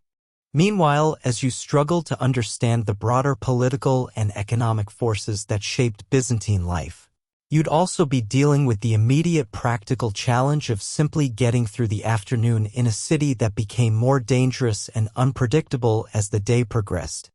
The afternoon hours in Constantinople brought increased activity, higher tensions, and greater risks as people hurried to complete their daily business before evening brought new restrictions and new dangers. The streets that had been crowded in the morning became almost impassable as merchants rushed to sell their remaining goods, craftsmen worked to finish their daily quotas, government officials conducted urgent business before offices closed, and ordinary people tried to complete their errands before returning to the relative safety of their homes. This increased activity created opportunities for accidents, conflicts, and crimes that would put you at constant risk if you didn't understand how to navigate the afternoon rhythm of the city. Traffic in Constantinople followed patterns that had been established over centuries based on the movement of different types of vehicles, animals, and pedestrians through streets that were barely wide enough for modern sidewalks. Ox carts carrying goods to and from the markets moved in specific routes at specific times. Horses and mules transporting passengers and cargo followed different routes according to different schedules. Pedestrians of different social ranks used different streets and moved according to different protocols. Understanding these traffic patterns wasn't just a matter of convenience, it was essential for safety. Being in the wrong place at the wrong time could result in being trampled by animals, crushed by carts, or caught in the middle of conflicts between different groups trying to use the same space. But traffic patterns were just one aspect of the complex choreography that governed movement through Constantinople during the busy afternoon hours. Religious processions, government ceremonies, guild meetings, and social gatherings all followed schedules that could block streets, redirect traffic, and create temporary changes in the normal flow of city life. These events weren't announced in any centralized way that would allow you to plan your movements accordingly. Information about upcoming processions or ceremonies circulated through the informal networks we discussed earlier, and people who weren't connected to those networks could find themselves unexpectedly trapped in the wrong part of the city when major events began. Being caught in the middle of a religious procession wasn't just inconvenient, it could be dangerous if you didn't understand the proper protocols for participation or avoidance. Some processions required all bystanders to participate in specific ways, such as kneeling, crossing themselves, or chanting particular prayers. Others required non-participants to withdraw completely from the area. Failing to respond appropriately could be interpreted as disrespect for religious authority, which could result in immediate confrontation with other participants or later investigation by church officials. Government ceremonies presented similar challenges with even higher stakes. Imperial processions, military parades, and official celebrations were surrounded by elaborate security procedures that could result in arrest or worse for anyone who seemed to pose a threat or failed to show proper respect. The afternoon was also the time when the various social tensions that simmered beneath the surface of Byzantine life were most likely to erupt into open conflict. The combination of heat, fatigue, alcohol consumption, economic pressure, and crowded conditions created a volatile atmosphere where minor disputes could quickly escalate into serious violence. Constantinople in 1025 was home to dozens of different ethnic and religious communities that maintained an uneasy coexistence under imperial authority.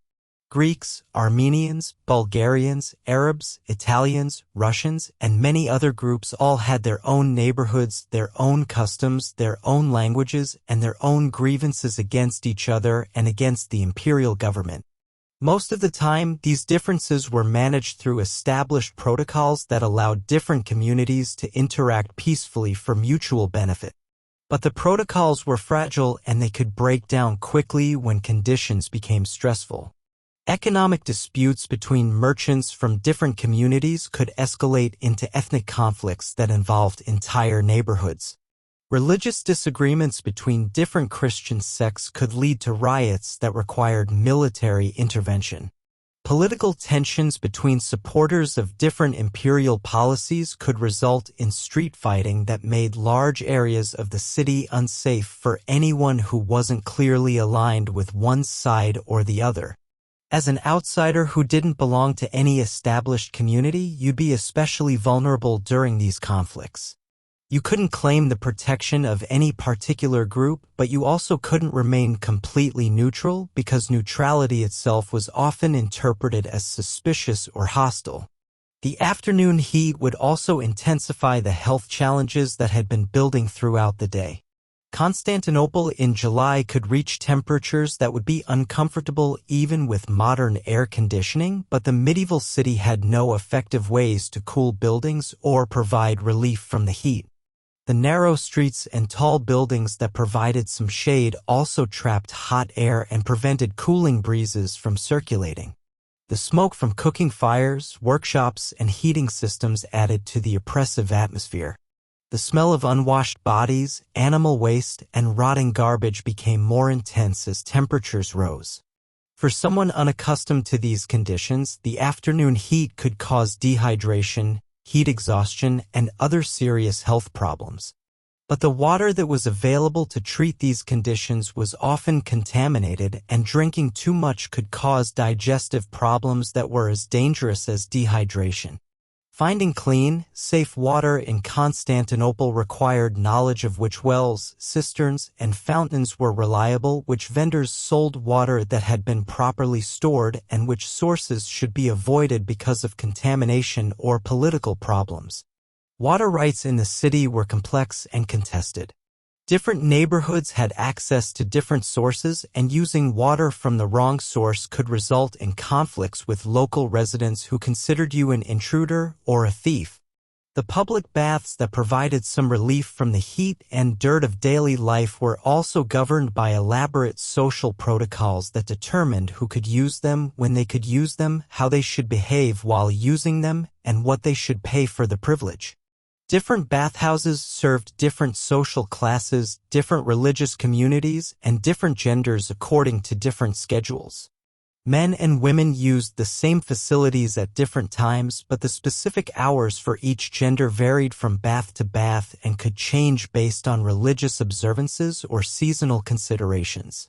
Using the wrong bathhouse, arriving at the wrong time, or behaving inappropriately while bathing could result in social embarrassment, physical confrontation, or legal problems that would complicate your life for weeks or months. But even if you managed to navigate the social complexities of public bathing, you'd still be exposing yourself to health risks that were serious and largely unavoidable. Medieval bathhouses were breeding grounds for diseases that could be transmitted through contaminated water, shared towels, or close contact with infected people. Skin diseases, eye infections, and respiratory problems were common among regular bath users, and more serious diseases like dysentery and typhoid could spread quickly through bathhouse communities. The medical knowledge available to treat these problems was limited and often counterproductive. Most physicians believed that bathing was beneficial for health and would be unlikely to recognize that bathhouses themselves might be sources of illness. As the afternoon wore on, you'd also begin to understand that the economic challenges you'd faced in the morning were actually more complex and demanding than they had initially appeared. The Byzantine economy wasn't just complicated, it was designed to be extractive in ways that would make long-term prosperity almost impossible for anyone who wasn't born into wealth or political privilege. The tax system, the guild regulations, the currency controls, and the commercial restrictions all functioned to channel wealth upward toward the imperial court and the established aristocracy, while making it extremely difficult for ordinary people to accumulate significant assets or achieve economic independence. Even if you managed to earn money through employment or trade, most of that money would be claimed by various authorities before you could use it for your own purposes. Taxes, fees, bribes, guild dues, religious tithes, and mandatory contributions to community projects could consume 70% or 80% of your income, leaving barely enough to survive on. And the taxes and fees weren't fixed or predictable. They could be increased at any time to fund imperial projects, military campaigns, or public works. Special assessments could be imposed with little warning and little opportunity for appeal. The economy was also subject to manipulation by powerful interests that could artificially create shortages, inflate prices, or restrict access to essential goods and services for their own benefit. The grain supply that provided bread for the city's population was controlled by a small group of merchants who had exclusive contracts with the imperial government. These merchants could manipulate supplies to increase prices, punish communities that had fallen out of political favor, or reward their own political allies. Similar controls existed for most other essential commodities. Oil, wine, salt, metal goods, textiles, and construction materials were all controlled by monopolies that were backed by imperial authority and protected from competition by legal restrictions and physical force. These monopolies weren't just economically exploitative, they were also politically dangerous for anyone who tried to challenge them. Merchants who attempted to compete with established monopolies could face charges of sedition or treason, which carried penalties up to and including death. The cumulative effect of these economic pressures was to create a society where most people lived on the edge of subsistence, where any disruption to normal routines could cause immediate hardship, and where long-term planning was almost impossible because conditions could change so rapidly and so dramatically. For someone accustomed to modern economic systems with their predictable salaries, regulated markets, and social safety nets, the Byzantine economy would be a constant source of stress and uncertainty that would make daily life almost unbearable. But economic uncertainty was just one aspect of the broader insecurity that characterized Byzantine life. Personal safety, legal protection, social relationships, and even basic survival were all contingent on factors that were largely beyond individual control. The legal system that was supposed to provide justice and protect people's rights was corrupt, arbitrary, and heavily biased in favor of the wealthy and well-connected. Court proceedings could drag on for years while expensive lawyers and administrative fees consumed whatever resources you might have had to begin with. Even if you won a legal case, enforcement of judgments was unreliable and often impossible. Powerful defendants could simply ignore court orders, while well-connected plaintiffs could manipulate the system to avoid paying legitimate claims. The alternative to the formal legal system, informal dispute resolution through family, guild, or community networks, was only available to people who belonged to established groups and could claim their protection and support. As an outsider, you'd be largely excluded from these informal systems, which meant that you'd have little recourse when conflicts arose and little protection against exploitation or abuse. The social isolation that resulted from this exclusion would be psychologically devastating, but it would also create practical problems that would affect every aspect of your daily life. In Byzantine society, almost everything was accomplished through personal relationships and mutual obligations. Getting work, finding housing, accessing services, resolving disputes, and even obtaining basic necessities often required the support of people who knew you and were willing to vouch for your character and reliability. Without these relationships, you'd be constantly disadvantaged in every interaction, forced to pay higher prices, accept worse terms, and settle for inferior goods and services. Building the relationships that would provide these advantages required time, effort, and cultural knowledge that you simply wouldn't possess. It also required resources, the ability to provide favors, gifts, and assistance to others that you probably wouldn't have as someone struggling to survive in an alien environment. The afternoon sun begins to sink lower in the sky, and the golden light that filters through the narrow streets of Constantinople creates moments of beauty that provide brief respites from the overwhelming challenges of Byzantine life. But these moments of peace are fleeting because the approach of evening brings new dangers and new complications that will test your endurance in ways that the morning and afternoon challenges haven't yet revealed. The transition from afternoon to evening in Constantinople wasn't just a change in lighting, it was a transformation of the entire character of the city that would require you to understand and adapt to a completely different set of rules, risks, and social expectations. And by now, after struggling for hours with challenges that would have been second nature to any Byzantine child, you're beginning to understand the fundamental truth that would make survival in this world so difficult for any modern person. The Byzantine Empire wasn't just a different political system or a different economic arrangement, it was a completely different way of being human based on assumptions about individual purpose, social organization, and the meaning of life that were so alien to modern thinking that bridging the gap would require nothing less than a complete transformation of your entire worldview and personality. And that transformation, even if it were possible, would take years or decades to accomplish. But you have only a single day to somehow navigate this labyrinthine world and survive until sunset. As evening approaches in Constantinople, the character of the great city undergoes a transformation that would catch any modern person completely unprepared. The bustling commercial activity of the afternoon gives way to something far more complex and potentially dangerous, a nighttime world governed by different rules, different social dynamics, and different types of threats that would challenge every survival instinct you possess.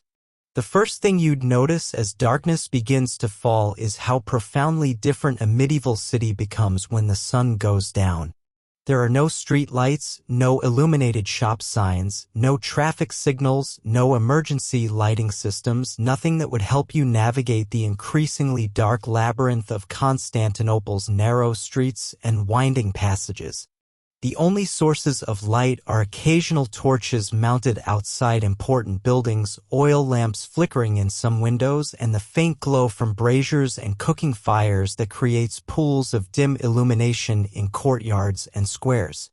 But these scattered light sources actually make navigation more difficult rather than easier because they create harsh contrasts between brightly lit spots and areas of complete darkness that would leave you effectively blind. Your modern eyes, accustomed to consistent artificial lighting, would struggle to adapt to these extreme variations in illumination. Moving from a torchlit area into darkness would leave you temporarily unable to see anything at all, making you vulnerable to accidents, crimes, and dozens of other hazards that would be invisible until you stumbled into them. But the problem isn't just the lack of light, it's that nighttime in Constantinople brings a completely different set of social rules and expectations that you'd need to understand and follow to avoid serious problems. Evening in the Byzantine Empire was the time when many of the social controls that regulated daytime behavior were relaxed or suspended entirely. The guild officials who monitored commercial activities during the day went home to their families.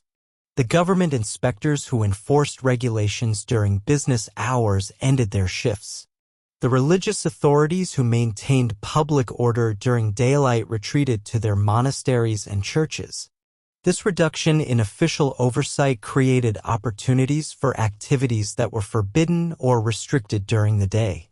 But it also created risks for anyone who didn't understand how to navigate the unofficial systems that governed nighttime life.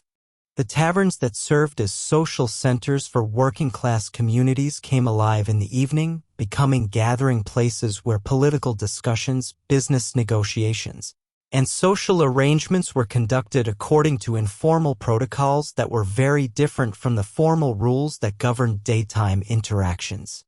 These establishments weren't just places to drink, they were information exchanges, employment centers, conflict resolution venues, and social networking hubs that played crucial roles in the economic and political life of the city. But participating in tavern culture required understanding dozens of unwritten rules about behavior, conversation, and social interaction that could take years to master. Different taverns served different communities, and entering the wrong establishment could mark you as an outsider who didn't understand local protocols. Some taverns were associated with particular guilds and were essentially private clubs for their members. Others served specific ethnic or religious communities and maintained their own customs and languages.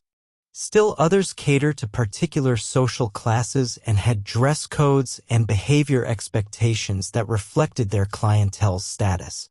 Even if you chose an appropriate tavern, you'd still need to understand how to behave once you were inside.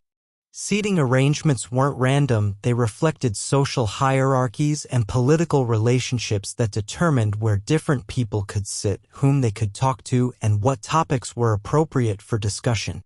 The way you ordered drinks, how much you consumed, what you said while drinking, and how you paid for your refreshments all communicated information about your social position, your economic status, your political affiliations, and your understanding of proper behavior.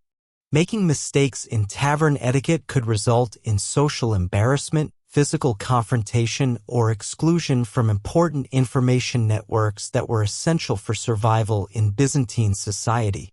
But taverns were just one aspect of the complex nighttime economy that flourished after dark in Constantinople.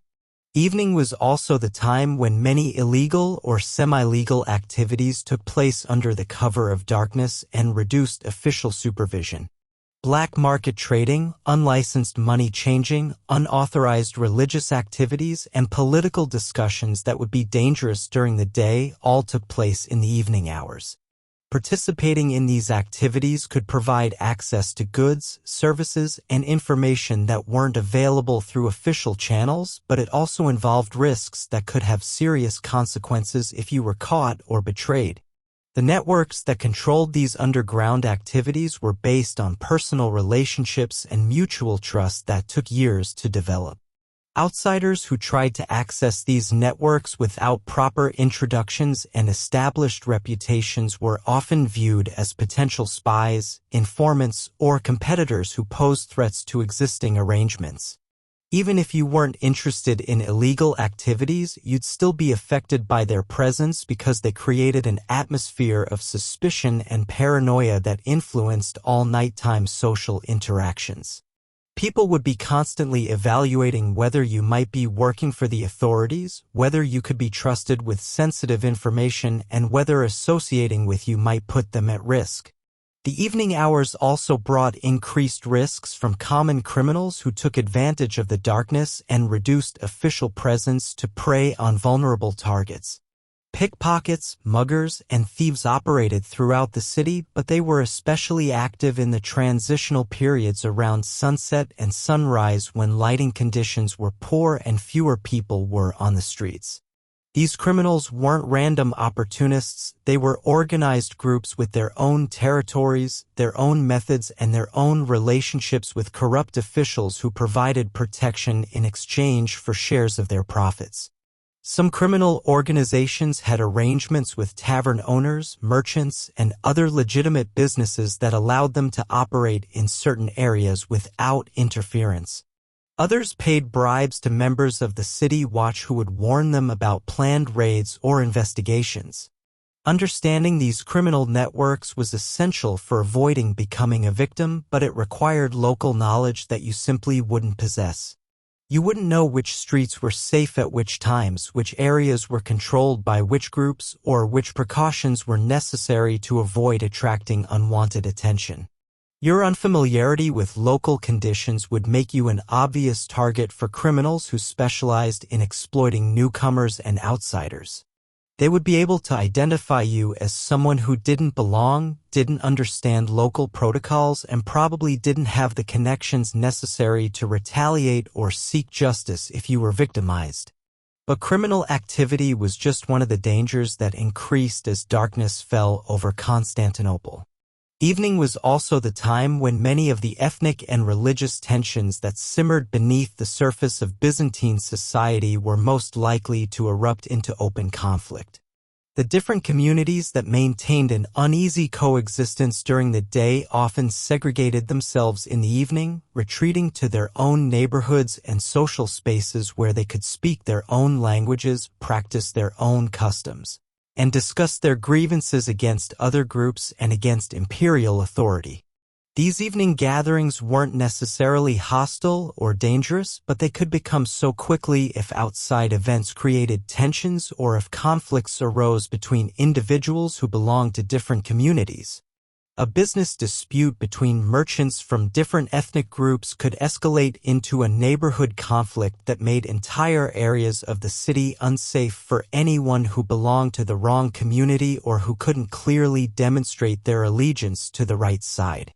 Religious differences were especially volatile because they often involved fundamental disagreements about theology, ritual, and authority that couldn't be easily compromised or resolved through negotiation. The Orthodox Christianity that was officially endorsed by the imperial government coexisted uneasily with various other Christian sects, as well as with Jewish, Muslim, and pagan communities that maintained their own religious practices despite official disapproval. Evening religious services and gatherings provided opportunities for these communities to strengthen their internal bonds and express their distinctive beliefs. But they also created opportunities for conflicts to develop between groups that had competing theological claims or historical grievances. The iconoclastic controversy that had officially ended decades earlier still created tensions between Orthodox believers who venerated religious images and those who remained suspicious of what they considered idolatrous practices. Different Christian communities had different views about the nature of Christ, the authority of the patriarch, the proper forms of liturgy, and dozens of other theological issues that could seem abstract to outsiders but were matters of passionate conviction for believers.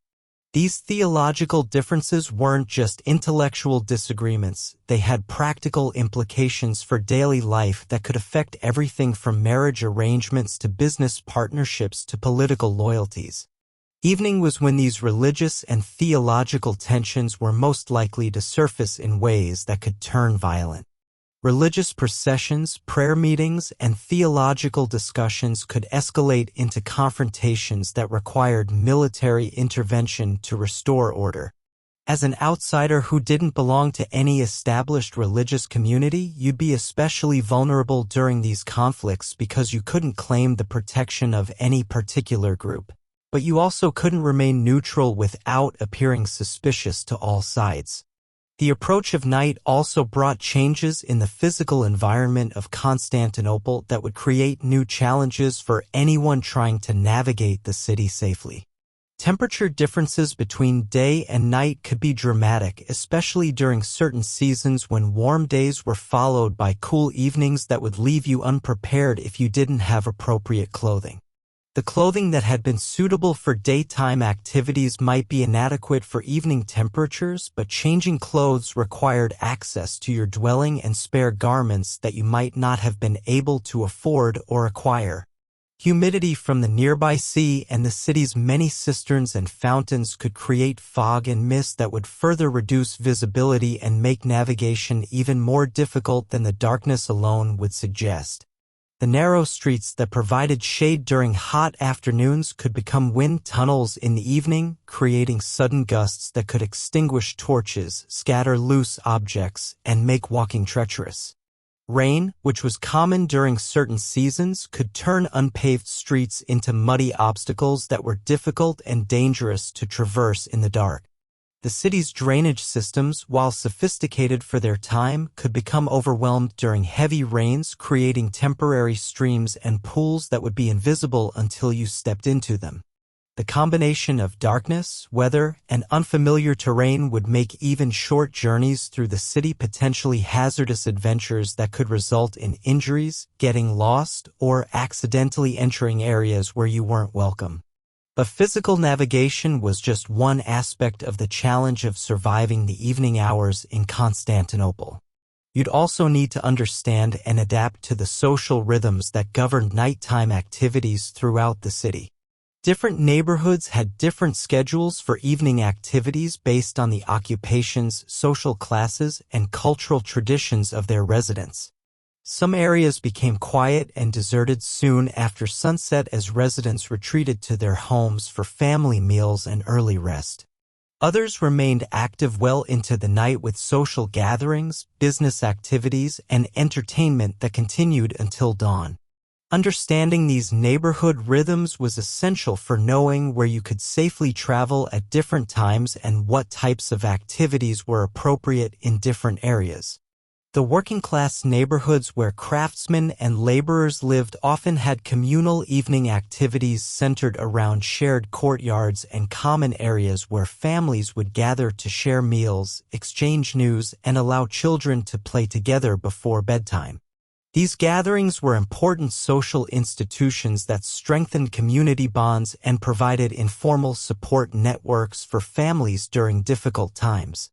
But they were also exclusive affairs that were only open to established residents who belonged to the community. As an outsider, you might be tolerated as an observer, but you wouldn't be welcome to participate unless you had been specifically invited by someone who could vouch for your character and explain your presence to other community members. The merchant neighborhoods had different evening rhythms based on the international character of their business activities. Many merchants maintained connections with trading partners in distant cities and needed to conduct business at unusual hours to accommodate different time zones and travel schedules.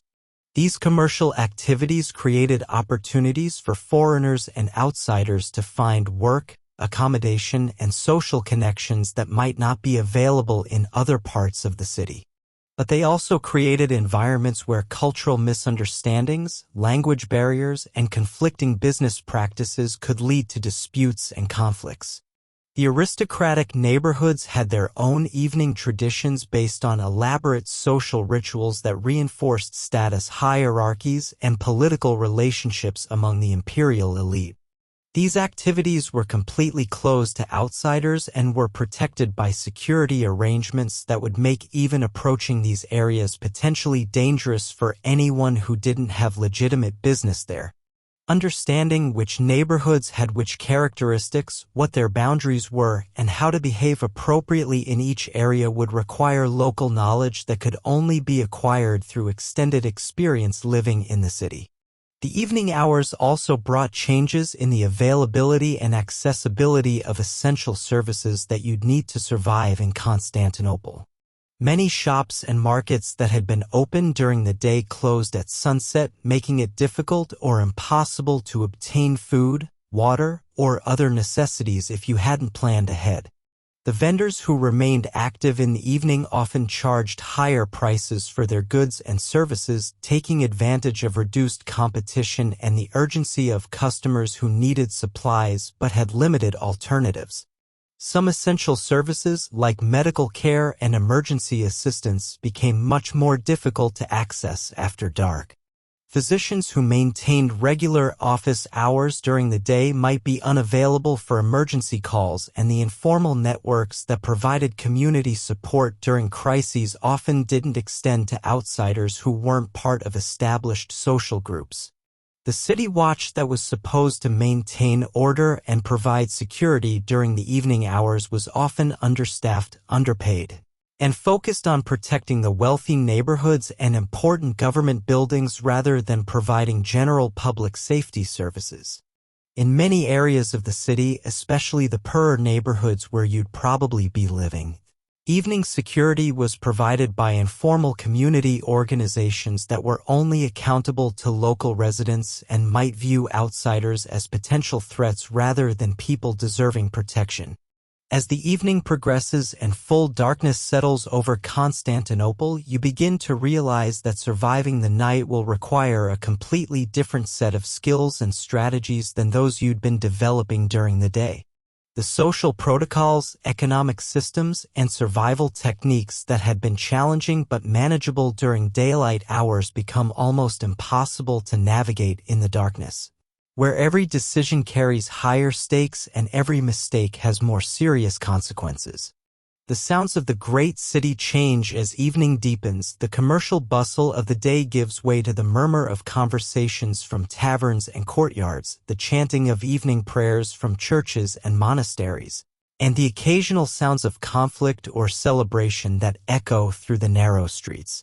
But beneath these familiar sounds, you can hear the subtle signs of a city that operates according to different rules after dark, the quiet footsteps of people moving through areas where they don't want to be noticed, the hushed conversations of those conducting business they prefer to keep private, and the watchful silence of those who understand that nighttime in Constantinople brings both opportunities and dangers that don't exist during the safer daylight hours.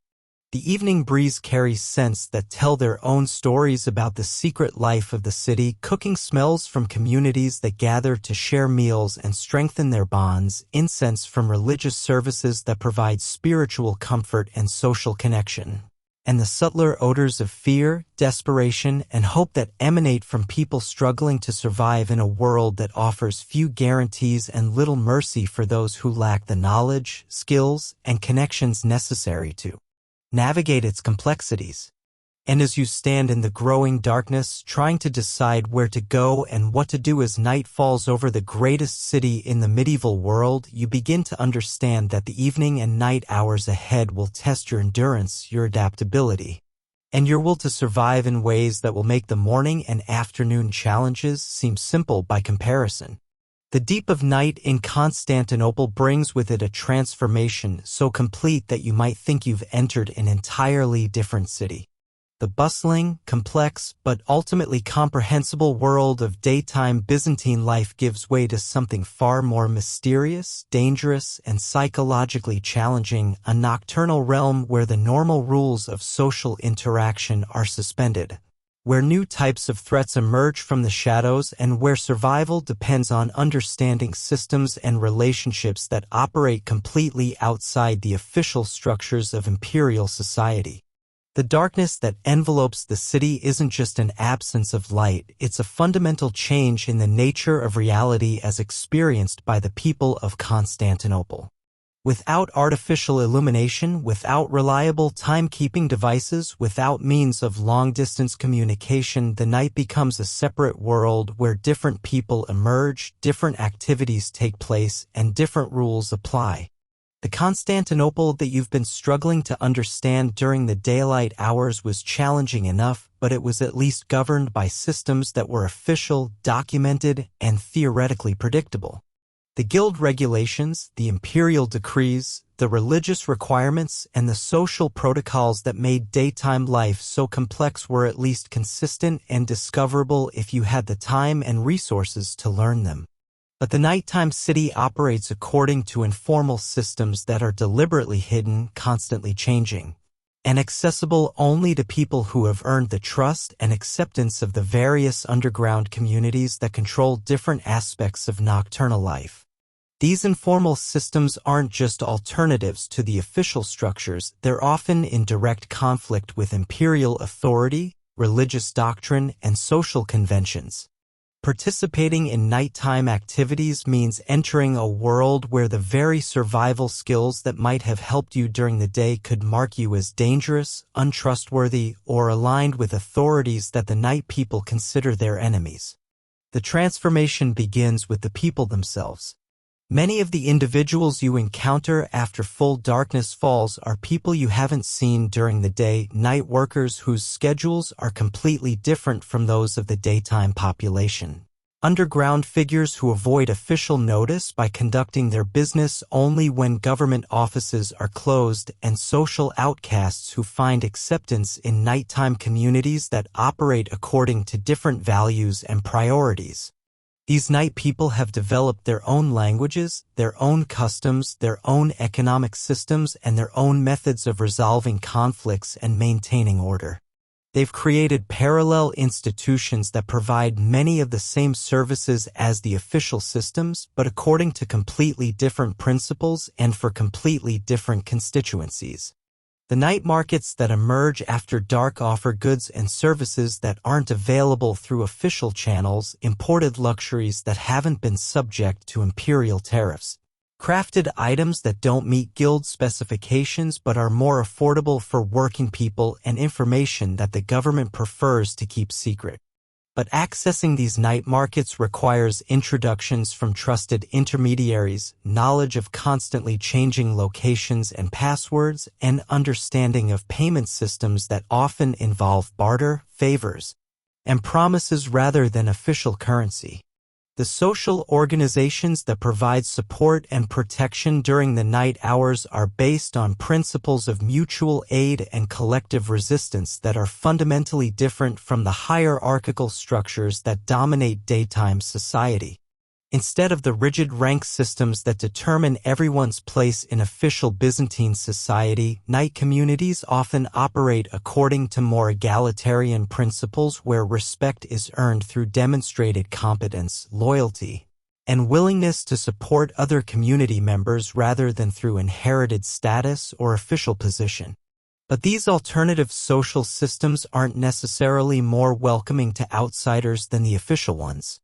Night communities are often suspicious of strangers because their very existence depends on maintaining secrecy and avoiding infiltration by government agents or hostile competitors. Gaining acceptance in nighttime communities requires proving your trustworthiness through a series of increasingly demanding tests that could take months or years to complete. You'd need to demonstrate not just that you could be trusted to keep secrets, but that you understood and accepted the values and priorities that distinguished night people from the mainstream society they were trying to avoid or resist. The psychological challenges of adapting to nighttime life in Constantinople would be enormous for anyone raised with modern assumptions about individual rights, personal autonomy, and social organization. Night communities often required levels of group loyalty and collective commitment that would feel suffocating to someone accustomed to modern individualism. Members were expected to prioritize community needs over personal desires, to share resources according to group decisions rather than individual preferences, and to submit to collective discipline that could be harsh and unforgiving. But the alternative to accepting these community obligations was to remain isolated and vulnerable in a nighttime environment where individual survival was extremely difficult and often impossible. The night also brought different types of spiritual and psychological challenges that would test your mental resilience in ways that daylight problems hadn't. Constantinople after dark was filled with sounds, sights, and experiences that could be deeply disturbing for anyone not prepared for them.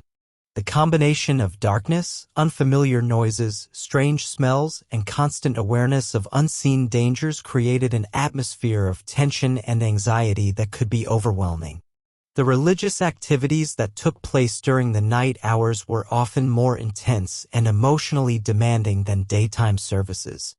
Midnight masses, nocturnal prayer vigils, and mystical ceremonies that were considered too sacred or too dangerous for daylight observance required levels of spiritual commitment and psychological endurance that could push participants to their physical and emotional limits. Some religious communities practiced forms of nighttime worship that involved fasting, sleep deprivation, physical mortification, and psychological techniques designed to induce altered states of consciousness. These practices were believed to bring participants closer to divine truth, but they could also cause hallucinations, emotional instability, and other psychological problems for people who weren't prepared for them. Even if you avoided the more extreme forms of religious practice, you'd still be exposed to the theological tensions and spiritual conflicts that became more intense during the night hours when different religious communities felt freer to express beliefs and practices that they kept hidden during the day. The night was when heretical Christians, practicing pagans, secret Jews, and underground Muslims conducted their forbidden religious activities. These communities weren't necessarily hostile to Orthodox Christians, but their very existence created an atmosphere of religious complexity and theological uncertainty that could be deeply unsettling for anyone seeking spiritual clarity and comfort. The political activities that took place under cover of darkness were equally complex and potentially dangerous.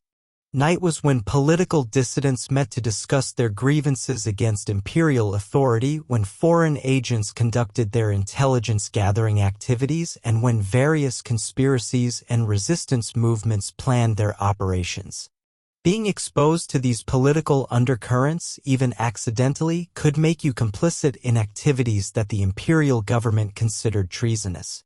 But avoiding political involvement entirely was almost impossible because political issues affected every aspect of nighttime life. The economic networks that sustained night communities were often connected to political resistance movements. The social organizations that provided protection and support often had political agendas. Even the entertainment and cultural activities that took place after dark often carried political messages that could be dangerous for participants if they were discovered by imperial authorities. The night economy itself presented challenges that were different from but just as complex as those you'd faced during the day. The economic activities that flourished after dark operated according to principles that were often completely opposite to those that governed legitimate daytime commerce. Where daytime business was regulated by guilds, government officials, and written contracts, nighttime commerce was governed by personal relationships, verbal agreements, and informal codes of conduct that could be changed or reinterpreted based on circumstances and power relationships. Where daytime pricing was subject to imperial regulations and competitive pressures, nighttime prices were often determined by negotiation, personal connections, and the relative desperation of buyers and sellers. Where daytime transactions were documented and subject to official oversight, nighttime deals were conducted in cash, sealed with handshakes or ritual gestures, and protected by community enforcement mechanisms that operated outside the legal system. Learning to function in this parallel economy would require developing skills and instincts that were completely different from those needed for legitimate business. You'd need to learn how to evaluate the trustworthiness of people you'd just met, how to negotiate deals without written agreements, how to assess the quality of goods without official standards, and how to collect on debts without legal enforcement mechanisms. You'd also need to understand the complex relationships between nighttime economic activities and the various power structures that controlled different aspects of Constantinople's underground life. Some night markets were controlled by criminal organizations that demanded protection payments from vendors and customers. Others were operated by religious communities that used commercial activities to fund their spiritual and charitable work. Still others were managed by political groups that saw economic independence as a form of resistance to imperial authority. Understanding which markets had which affiliations, what their rules and expectations were, and how to participate safely would require knowledge that could only be gained through extended experience and careful cultivation of relationships with established community members. The physical dangers of nighttime life in Constantinople would also test your survival skills in ways that daytime challenges hadn't. The darkness that concealed illegal activities also concealed violent crimes, and the reduced official presence that allowed underground communities to flourish also made it easier for predators to operate without fear of consequences.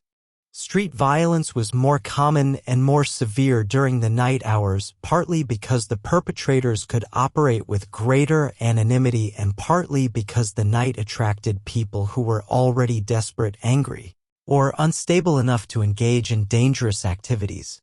Robbery wasn't just about losing money or possessions, it often involved serious physical assault that could leave victims injured, disabled, or dead.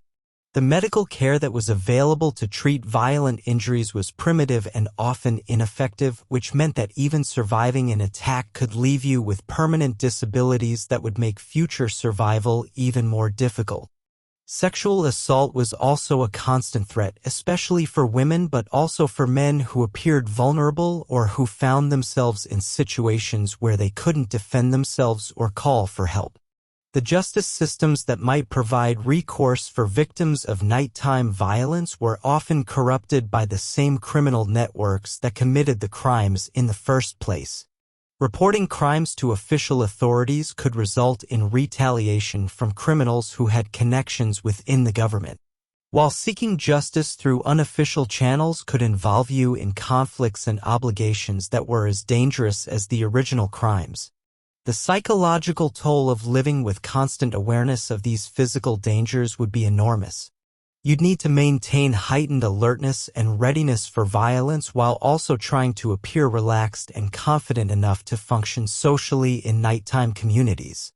This combination of vigilance and social performance would be exhausting for anyone, but it would be especially difficult for someone who lacked the cultural knowledge and community connections that helped other people navigate these challenges. The night also brought unique health hazards that were different from the daytime problems you'd already been struggling with. The temperature changes, the exposure to different types of air pollution, the stress of constant vigilance, and the irregular eating and sleeping patterns that nighttime life often required could weaken your immune system and make you more vulnerable to diseases that might not have affected you during more stable periods. Many of the people you'd encounter during the night hours carried diseases that were common in underground communities but rare in the general population. Close contact with these individuals, whether through social interaction, business transactions, or simply sharing enclosed spaces, could expose you to illnesses that your body had no natural resistance to. The food and water that were available during the night hours were often of questionable quality and safety.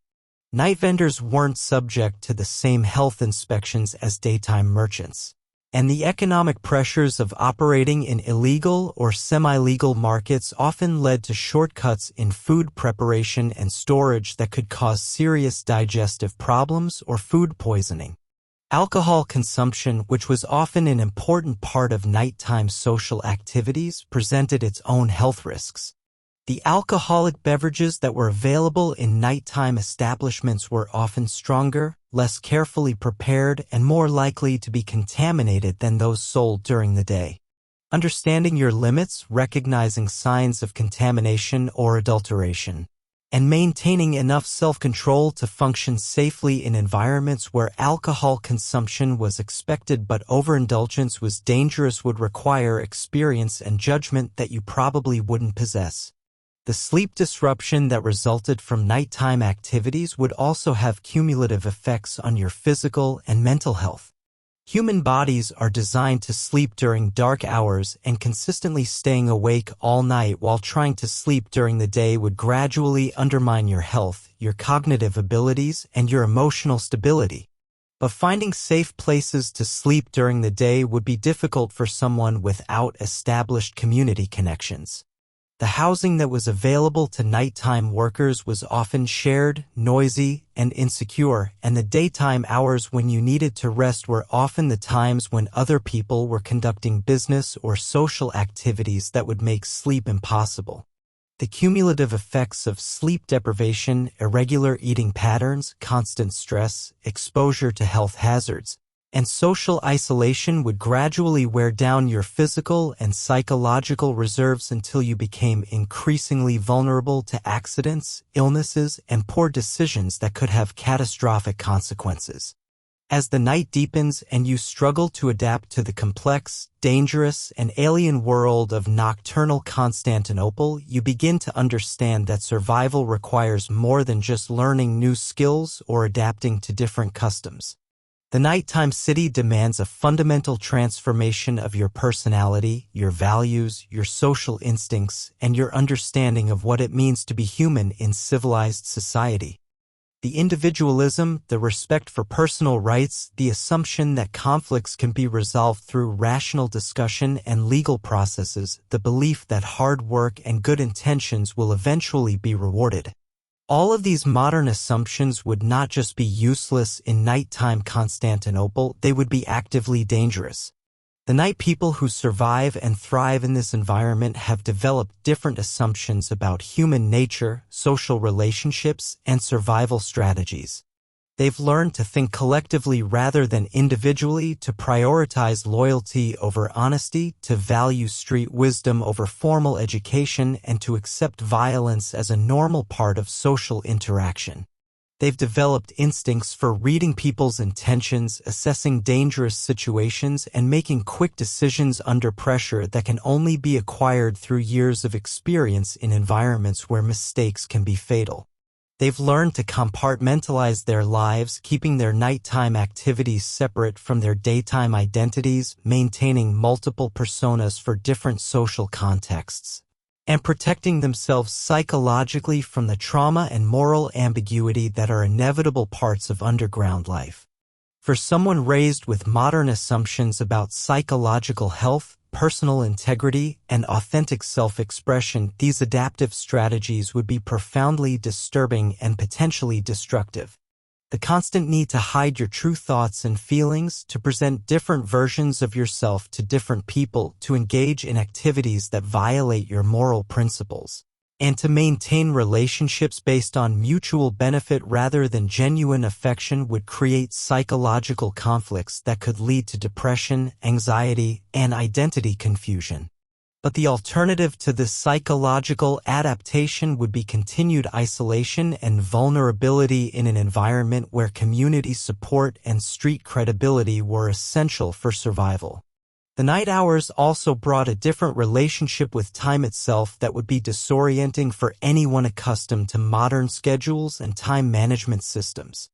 Without clocks, watches, or reliable astronomical observations, nighttime activities were governed by natural rhythms, social cues, and collective agreements that could be flexible and imprecise. Events might be scheduled for after the evening prayers or when the taverns fill up or before the dawn watch begins, temporal references that would be meaningless to someone who didn't understand the local customs and social patterns they referred to. This temporal flexibility created opportunities for miscommunication, missed appointments, and social conflicts that could have serious consequences for your relationships and your reputation within nighttime communities. Learning to function according to these informal time systems would require developing new instincts for social timing and situational awareness that could only be acquired through extended experience. You'd need to learn how to read the subtle social cues that indicated when events were beginning or ending, how to pace your activities according to the natural rhythms of community life, and how to maintain relationships and commitments without the artificial structure that modern timekeeping provides. The night also brought different weather challenges that would test your physical endurance and your ability to adapt to changing conditions. Temperature variations that might be minor inconveniences during the day could become serious threats to health and safety during the night when you had limited access to shelter, warm clothing, or heating sources. Rain that was merely uncomfortable during daylight hours could be dangerous at night when it made already treacherous streets even more hazardous, and when finding dry shelter might require knowing about locations and access procedures that weren't obvious to outsiders. Wind that was refreshing during hot afternoons could become bitter and penetrating at night, especially when combined with the exhaustion, stress, and poor nutrition that would weaken your body's ability to maintain its core temperature. Fog that provided welcome relief from the sun during the day could create serious navigation problems at night when it reduced the already limited visibility even further and made it difficult to recognize landmarks or identify safe routes through the city. Learning to prepare for and adapt to these weather challenges would require local knowledge about seasonal patterns, access to appropriate clothing and equipment, and community connections that could provide shelter and assistance when conditions became dangerous. As the deepest hours of night settle over Constantinople and you struggle with fatigue, disorientation, and the overwhelming complexity of trying to survive in an environment that challenges every assumption you have about civilization, safety, and human society, you begin to understand the true magnitude of what you've attempted. The Byzantine Empire wasn't just a different political system or a different historical period, it was a completely different way of organizing human existence based on assumptions about individual purpose, social relationships, and the meaning of life that were so alien to modern thinking that bridging the gap would require nothing less than a complete reconstruction of your entire worldview. And that reconstruction, even if it were possible, would take years or decades to accomplish. But you have only the remaining hours of darkness to somehow navigate this labyrinthine world and survive until dawn. The sounds of the night city, the murmur of conversations from hidden gatherings, the footsteps of people moving through darkness on urgent business, the distant chanting of religious communities conducting their nocturnal devotions, create a constant background symphony that reminds you that all around you, hundreds of thousands of people are living according to patterns and principles that they understand as natural and inevitable. For them, this complexity isn't overwhelming, it's just the way the world works. The challenges that seem impossible to you are simply the normal conditions of civilized life, and the skills that seem impossibly difficult to master are things they learned gradually from childhood through family, community, and cultural institutions that no longer exist. But for you, every moment brings new evidence of how fundamentally different this world is from anything your experience has prepared you to handle, and how utterly dependent survival is on knowledge, relationships, and capabilities that you simply don't possess and couldn't acquire quickly enough to be useful. The night breeze carries scents and sounds that tell stories about the secret life of the city, stories of survival and struggle, of community and conflict, of hope and desperation that play out in the darkness according to rules that make perfect sense to the participants but remain utterly mysterious to anyone who hasn't spent years learning to decode them. And as you stand in the deep darkness of the medieval night, trying to decide what to do with the remaining hours before dawn, you realize that the greatest challenge isn't just surviving until morning. It's maintaining your sanity and your sense of self in a world that demands you become someone completely different than who you are. The pre-dawn hours in Constantinople bring with them a peculiar quality of desperation and anticipation that would be unlike anything in your modern experience. This is the time when the night's activities reach their climax, when the most important business is conducted, when the most dangerous conflicts come to their resolution, and when the various underground communities that control nighttime life either solidify their gains or face the consequences of their failures. For you, stumbling through your impossible day in the Byzantine Empire, these final hours of darkness represent both the culmination of all the challenges you've faced and the last opportunity to somehow establish yourself in this alien world before the cycle begins again with tomorrow's dawn. But the pre-dawn hours are also when the accumulated effects of exhaustion, stress, and cultural displacement would push your physical and psychological resources to their absolute limits. After nearly 24 hours of constant adaptation to systems you don't understand, navigation of social relationships you can't decode, and survival of threats you can't anticipate, your capacity for processing new information and making sound decisions would be severely compromised. The sleep deprivation alone would be affecting your judgment, your reflexes, and your emotional stability in ways that would make every subsequent challenge more difficult and more dangerous. But in the Byzantine world, showing weakness, confusion, or inability to cope with normal conditions would mark you as someone who couldn't be trusted with important responsibilities or included in the networks of mutual support that made survival possible. The pre-dawn hours are when many of the most crucial business deals are finalized, when political alliances are formed or broken, when religious commitments are tested, and when personal relationships are either strengthened or destroyed. Missing these opportunities or participating in them unsuccessfully could determine your prospects for survival not just for the remainder of your single day, but for weeks or months to come.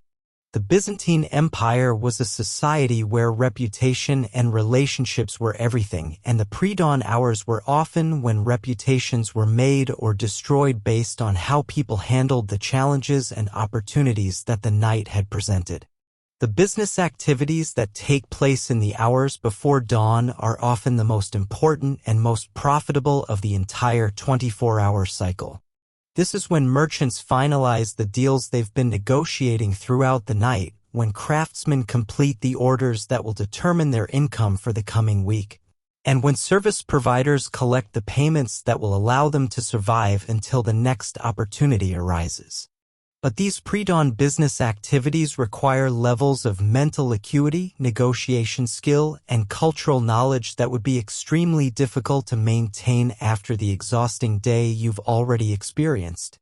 The merchants you'd be dealing with are experienced professionals who have spent their entire careers learning to extract maximum advantage from every transaction. They can assess your knowledge, your resources, your desperation level, and your bargaining position within minutes of beginning a conversation. Your obvious exhaustion, your cultural confusion, and your lack of local connections would mark you as someone who could be exploited, manipulated, or simply dismissed as not worth the effort of serious negotiation. The craftsmen whose services you might need would be operating under intense time pressure to complete their work before the morning shift changes that would affect their access to materials, tools, and workspace. They wouldn't have time to explain their procedures to confused outsiders or to accommodate customers who didn't understand their requirements and expectations. The service providers who might offer you housing, transportation, or other essential services would be evaluating whether you were likely to become a profitable long-term customer or just a one-time transaction that wasn't worth the effort of accommodation. All of these evaluations would happen quickly based on subtle cues and cultural signals that you wouldn't understand. and the results would determine whether you had access to the goods and services you needed to survive or whether you were excluded from the economic networks that made life manageable for other people. The political activities that reached their climax during the pre-dawn hours would be even more complex and dangerous than the business transactions. This is when conspiracies that have been developing throughout the night either move forward with their plans or abandon them based on the intelligence they've gathered and the support they've been able to mobilize. This is when resistance movements decide whether to escalate their activities or withdraw to avoid detection by imperial authorities who might be preparing dawn raids based on information gathered by their own network of informants and spies. This is when foreign agents complete their intelligence gathering missions and prepare to transmit their findings to their home governments, and when counterintelligence operations move to intercept these communications or to feed false information to enemy networks. Being anywhere near these activities, even accidentally, could make you complicit in plots against imperial security that carried penalties up to and including execution. But avoiding political involvement entirely would be almost impossible because political considerations affected every aspect of pre-dawn life. The housing that might be available to you could be controlled by people with specific political affiliations who would expect you to support their causes in exchange for accommodation. The employment opportunities that might allow you to earn money for survival could be connected to political networks that would require you to perform services or provide information that could compromise your safety if you were discovered by opposing factions. Even the social relationships that might provide you with protection and support would be embedded in political contexts that could turn dangerous if circumstances changed or if your political loyalties were questioned by the wrong people. The religious activities that intensified during the pre-dawn hours would present their own unique challenges and opportunities. Many Byzantine religious communities conduct their most important spiritual practices during the hours immediately before dawn, believing that this is when the veil between the physical and spiritual worlds is thinnest and when prayers and devotions are most likely to be heard and answered by divine powers. Participating in these religious activities could provide you with community acceptance, spiritual comfort, and practical support that might be essential for your survival. But it would also require you to understand and genuinely embrace theological concepts and spiritual practices that could be completely alien to your modern worldview. The intensity of pre-dawn religious observances often pushes participants to emotional and spiritual extremes that can be psychologically overwhelming for people who aren't prepared for them. Mystical experiences, religious visions, spiritual ecstasies, and divine revelations that are considered normal and beneficial within certain Byzantine religious communities could be deeply disturbing or even psychologically damaging for someone who doesn't have the cultural framework to interpret and integrate these experiences. But refusing to participate in religious activities or participating without genuine commitment and understanding could mark you as spiritually unreliable or potentially heretical, which could have social and political consequences that would extend far beyond the immediate religious context. The criminal activities that reached their conclusion during the pre-dawn hours would also present dangers and opportunities that could affect your long-term survival prospects. This is when many of the illegal enterprises that operate throughout the night complete their most important transactions, settle their accounts, and plan their activities for the coming day. This is when territorial disputes between different criminal organizations are either resolved through negotiation or escalated into open warfare that could make entire neighborhoods unsafe for weeks or months. This is when corrupt officials collect their payments from criminal enterprises, when blackmail schemes reach their climax, and when various forms of underground justice are administered to people who have violated the unwritten codes that govern illegal activities. Being present when these criminal activities reach their resolution could provide you with access to goods, services, and information that aren't available through legitimate channels.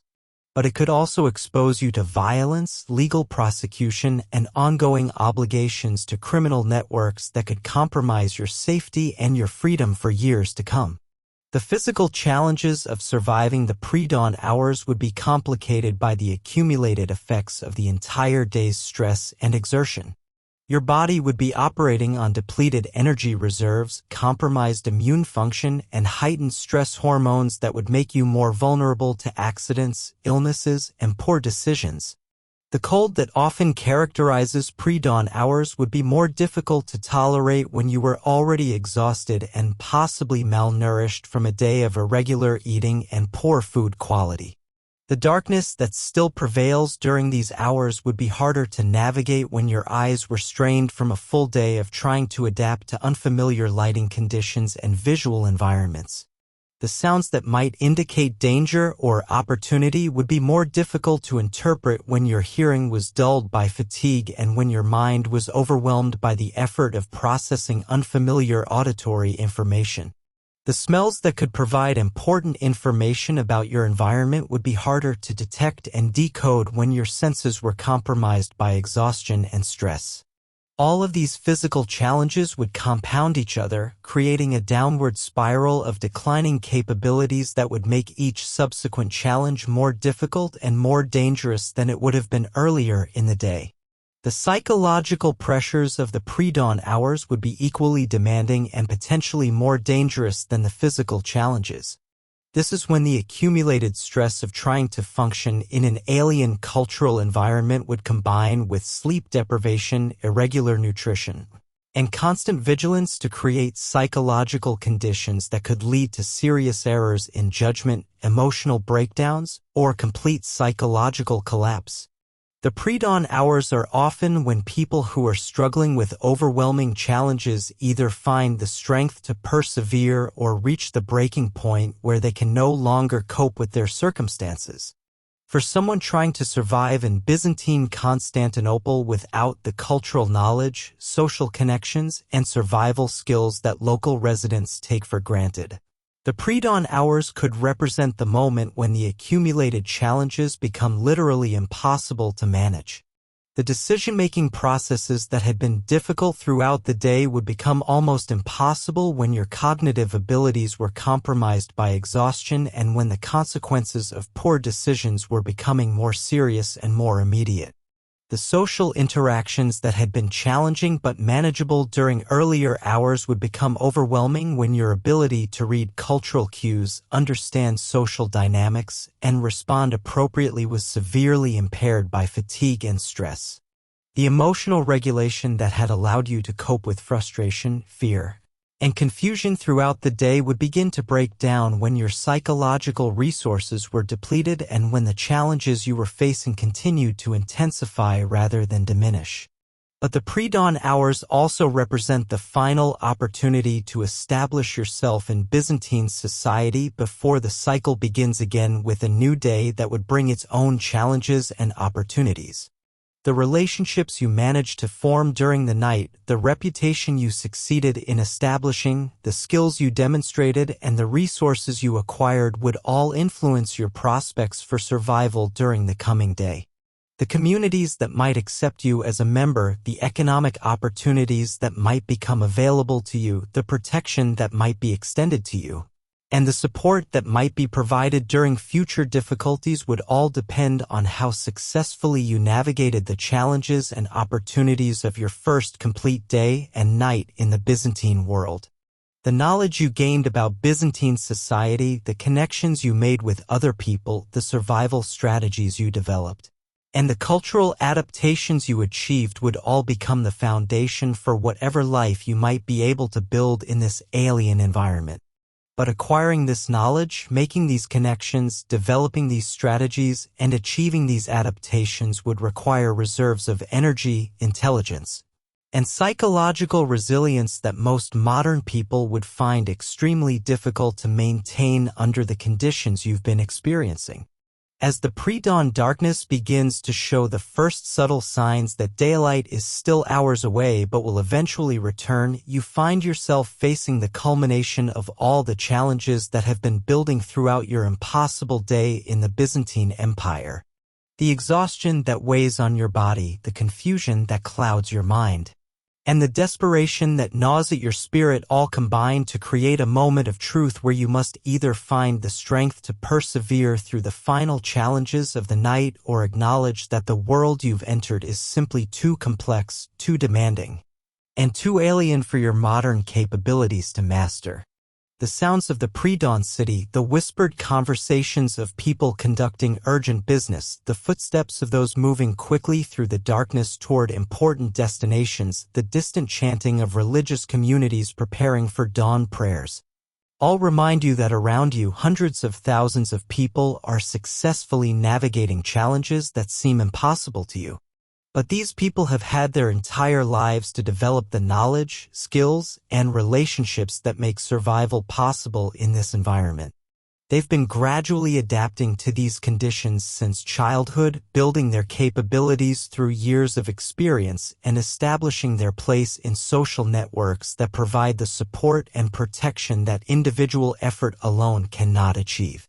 You, by contrast, have been thrust into this world as a complete outsider, expected to master in a single day what others have spent decades learning, and required to function successfully in systems that presuppose knowledge and capabilities that you simply don't possess.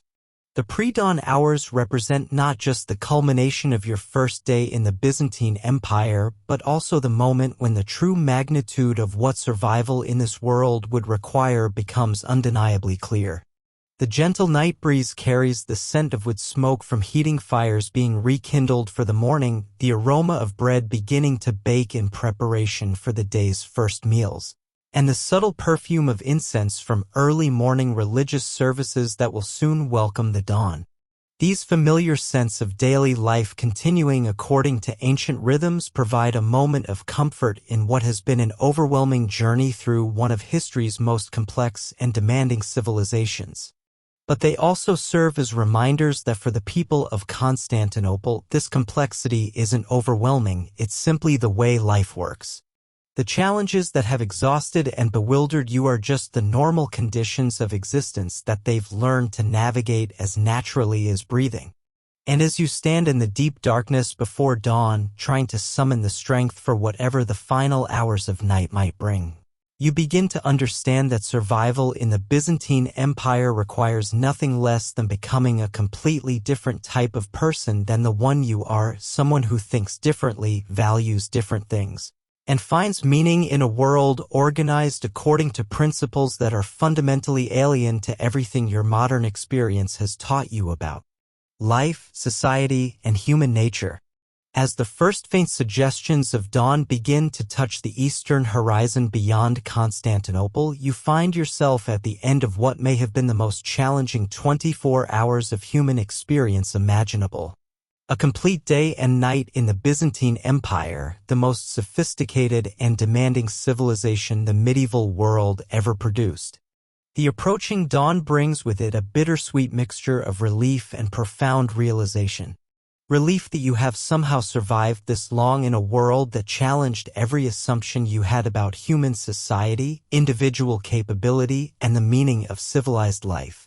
But also the sobering realization that what you've experienced represents just the beginning of what long-term survival in this environment would require. The exhaustion that weighs on every fiber of your being isn't just physical fatigue from a day of constant adaptation and stress.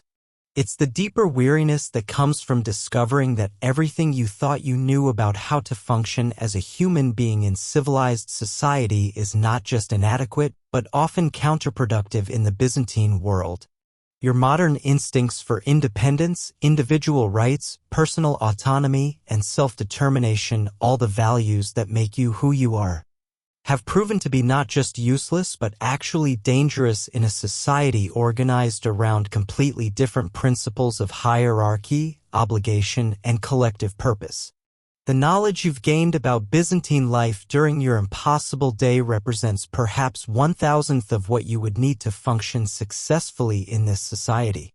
The social relationships you've glimpsed but couldn't fully understand, the economic systems you've encountered but couldn't master, the political dynamics you've observed but couldn't navigate, and the cultural patterns you've witnessed but couldn't decode would all require years or decades of study and practice to truly comprehend. The people you've met during your journey through Constantinople, merchants struggling with guild regulations, craftsmen bound by hereditary obligations, officials navigating political intrigue, religious communities maintaining ancient traditions, night workers surviving in underground economies, all of these individuals possess knowledge and capabilities that took generations to develop and that you couldn't acquire quickly enough to be useful for immediate survival. But more fundamentally, they possess ways of thinking about themselves, their relationships, and their place in the world that are so different from modern assumptions that bridging the gap would require nothing less than a complete reconstruction of your personality, your values, and your understanding of what it means to be human. The Byzantine Empire demanded a type of person who could find meaning and satisfaction in serving purposes larger than individual desires, who could accept limitations on personal choice as natural and proper, who could maintain complex social relationships based on duty and obligation rather than affection and preference, and who could derive identity and self-worth from fulfilling assigned roles rather than expressing individual creativity and ambition.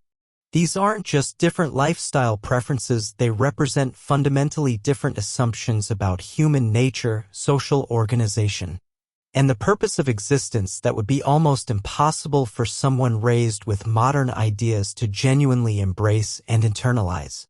The physical challenges you've faced, the clothing regulations, the food safety issues, the housing difficulties, the transportation problems, the health hazards, and the countless other practical obstacles to daily life would be manageable if they were simply technical problems that could be solved through learning and adaptation. But each of these practical challenges is embedded in social, cultural, and political systems that would require you to become a different type of person to navigate successfully. You couldn't just learn how to follow clothing regulations, you'd need to internalize a worldview where personal expression through appearance was less important than maintaining social order. You couldn't just adapt to different food preparation methods, you'd need to accept that individual preferences were less important than community traditions and religious obligations. The social challenges you've encountered, the complex hierarchies, the elaborate protocols, the intricate networks of obligation and reciprocity, the careful negotiations of rank and status would be equally difficult to master, even if you had unlimited time and resources to devote to learning them. These social systems aren't just complex, they're designed to be complex because complexity itself was seen as a sign of sophistication and proper order. The more elaborate the procedures, the more refined the civilization was considered to be. The more difficult it was to navigate social relationships, the more accomplished those who succeeded were considered to be. This meant that mastering Byzantine social life wasn't just a matter of learning a set of rules. It was an ongoing process of demonstrating your worthiness to participate in civilized society through your ability to handle increasing levels of complexity and refinement. The economic challenges would be particularly difficult for anyone raised with modern assumptions about individual economic opportunity and social mobility. The Byzantine economy was designed to serve the needs of established families and institutions, not to provide opportunities for individual advancement or innovation. Success in the Byzantine economy required not just business skills, but also social connections, political relationships, and cultural knowledge that were inherited rather than earned. Even if you possessed exceptional talent, intelligence, or entrepreneurial ability, these qualities would be largely irrelevant without the social foundations that made economic activity possible. The political challenges would be even more daunting because they involved not just understanding how power was distributed and exercised, but also navigating constantly shifting alliances, competing loyalties, and conflicting obligations that could have life or death consequences. Byzantine politics wasn't a separate sphere of activity that ordinary people could ignore. It permeated every aspect of daily life. From the guilds that controlled economic activity to the religious communities that provided spiritual guidance to the neighborhoods that offered social support and protection. Understanding these political dynamics well enough to avoid accidentally becoming involved in dangerous conflicts would require knowledge that could only be acquired through years of careful observation and gradual integration into Byzantine society. The religious challenges would be perhaps the most profound and the most difficult to overcome because they involved not just learning different practices and beliefs, but also developing genuine faith in theological concepts that might be completely alien to your spiritual and intellectual background. Byzantine Christianity wasn't just a set of beliefs and practices, it was a complete worldview that explained the nature of reality, the purpose of human existence, and the proper organization of society according to divine will. Participating successfully in Byzantine religious life would require not just external conformity but genuine internalization of these theological principles. But perhaps the greatest challenge of all would be the psychological and emotional adaptation required to find meaning and satisfaction in a life organized around principles that are fundamentally different from those that give meaning to modern existence. The sense of individual purpose, personal fulfillment, and authentic self-expression that modern people consider essential to a meaningful life would not just be unavailable in Byzantine society. They would be considered spiritually dangerous and socially destructive. Finding happiness and satisfaction in Byzantine life would require developing completely different sources of meaning and fulfillment based on service to God and empire, faithful execution of assigned duties, and proper maintenance of social relationships and cultural traditions. This psychological transformation would be perhaps the most difficult challenge of all because it would require not just changing your behavior or learning new skills, but fundamentally altering your understanding of what makes life worth living. As the dawn light grows stronger and the great city of Constantinople begins to stir with the activities of another day, you realize that what you've experienced during your impossible 24 hours in the Byzantine Empire represents both an achievement and a revelation.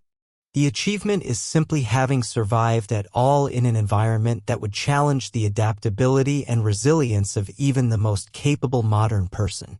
You've navigated social systems of unprecedented complexity, adapted to economic arrangements that operate according to completely different principles than modern commerce, and maintained your psychological equilibrium in a cultural environment that challenges every assumption about individual rights, personal autonomy, and the meaning of civilized life. But the revelation is perhaps more important than the achievement. You've discovered that human civilization can be organized according to completely different principles than those that govern modern society, and that these alternative arrangements can create levels of sophistication, cultural richness, and social complexity that rival or exceed anything the contemporary world has achieved. The Byzantine Empire wasn't a primitive or backward society that was limited by technological constraints or lack of knowledge.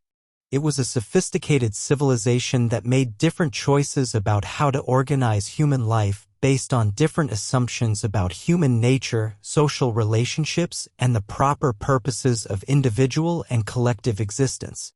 These choices created a society that was simultaneously more demanding and more supportive than modern civilization, more restrictive and more meaningful, more hierarchical and more communal than anything we can easily imagine today.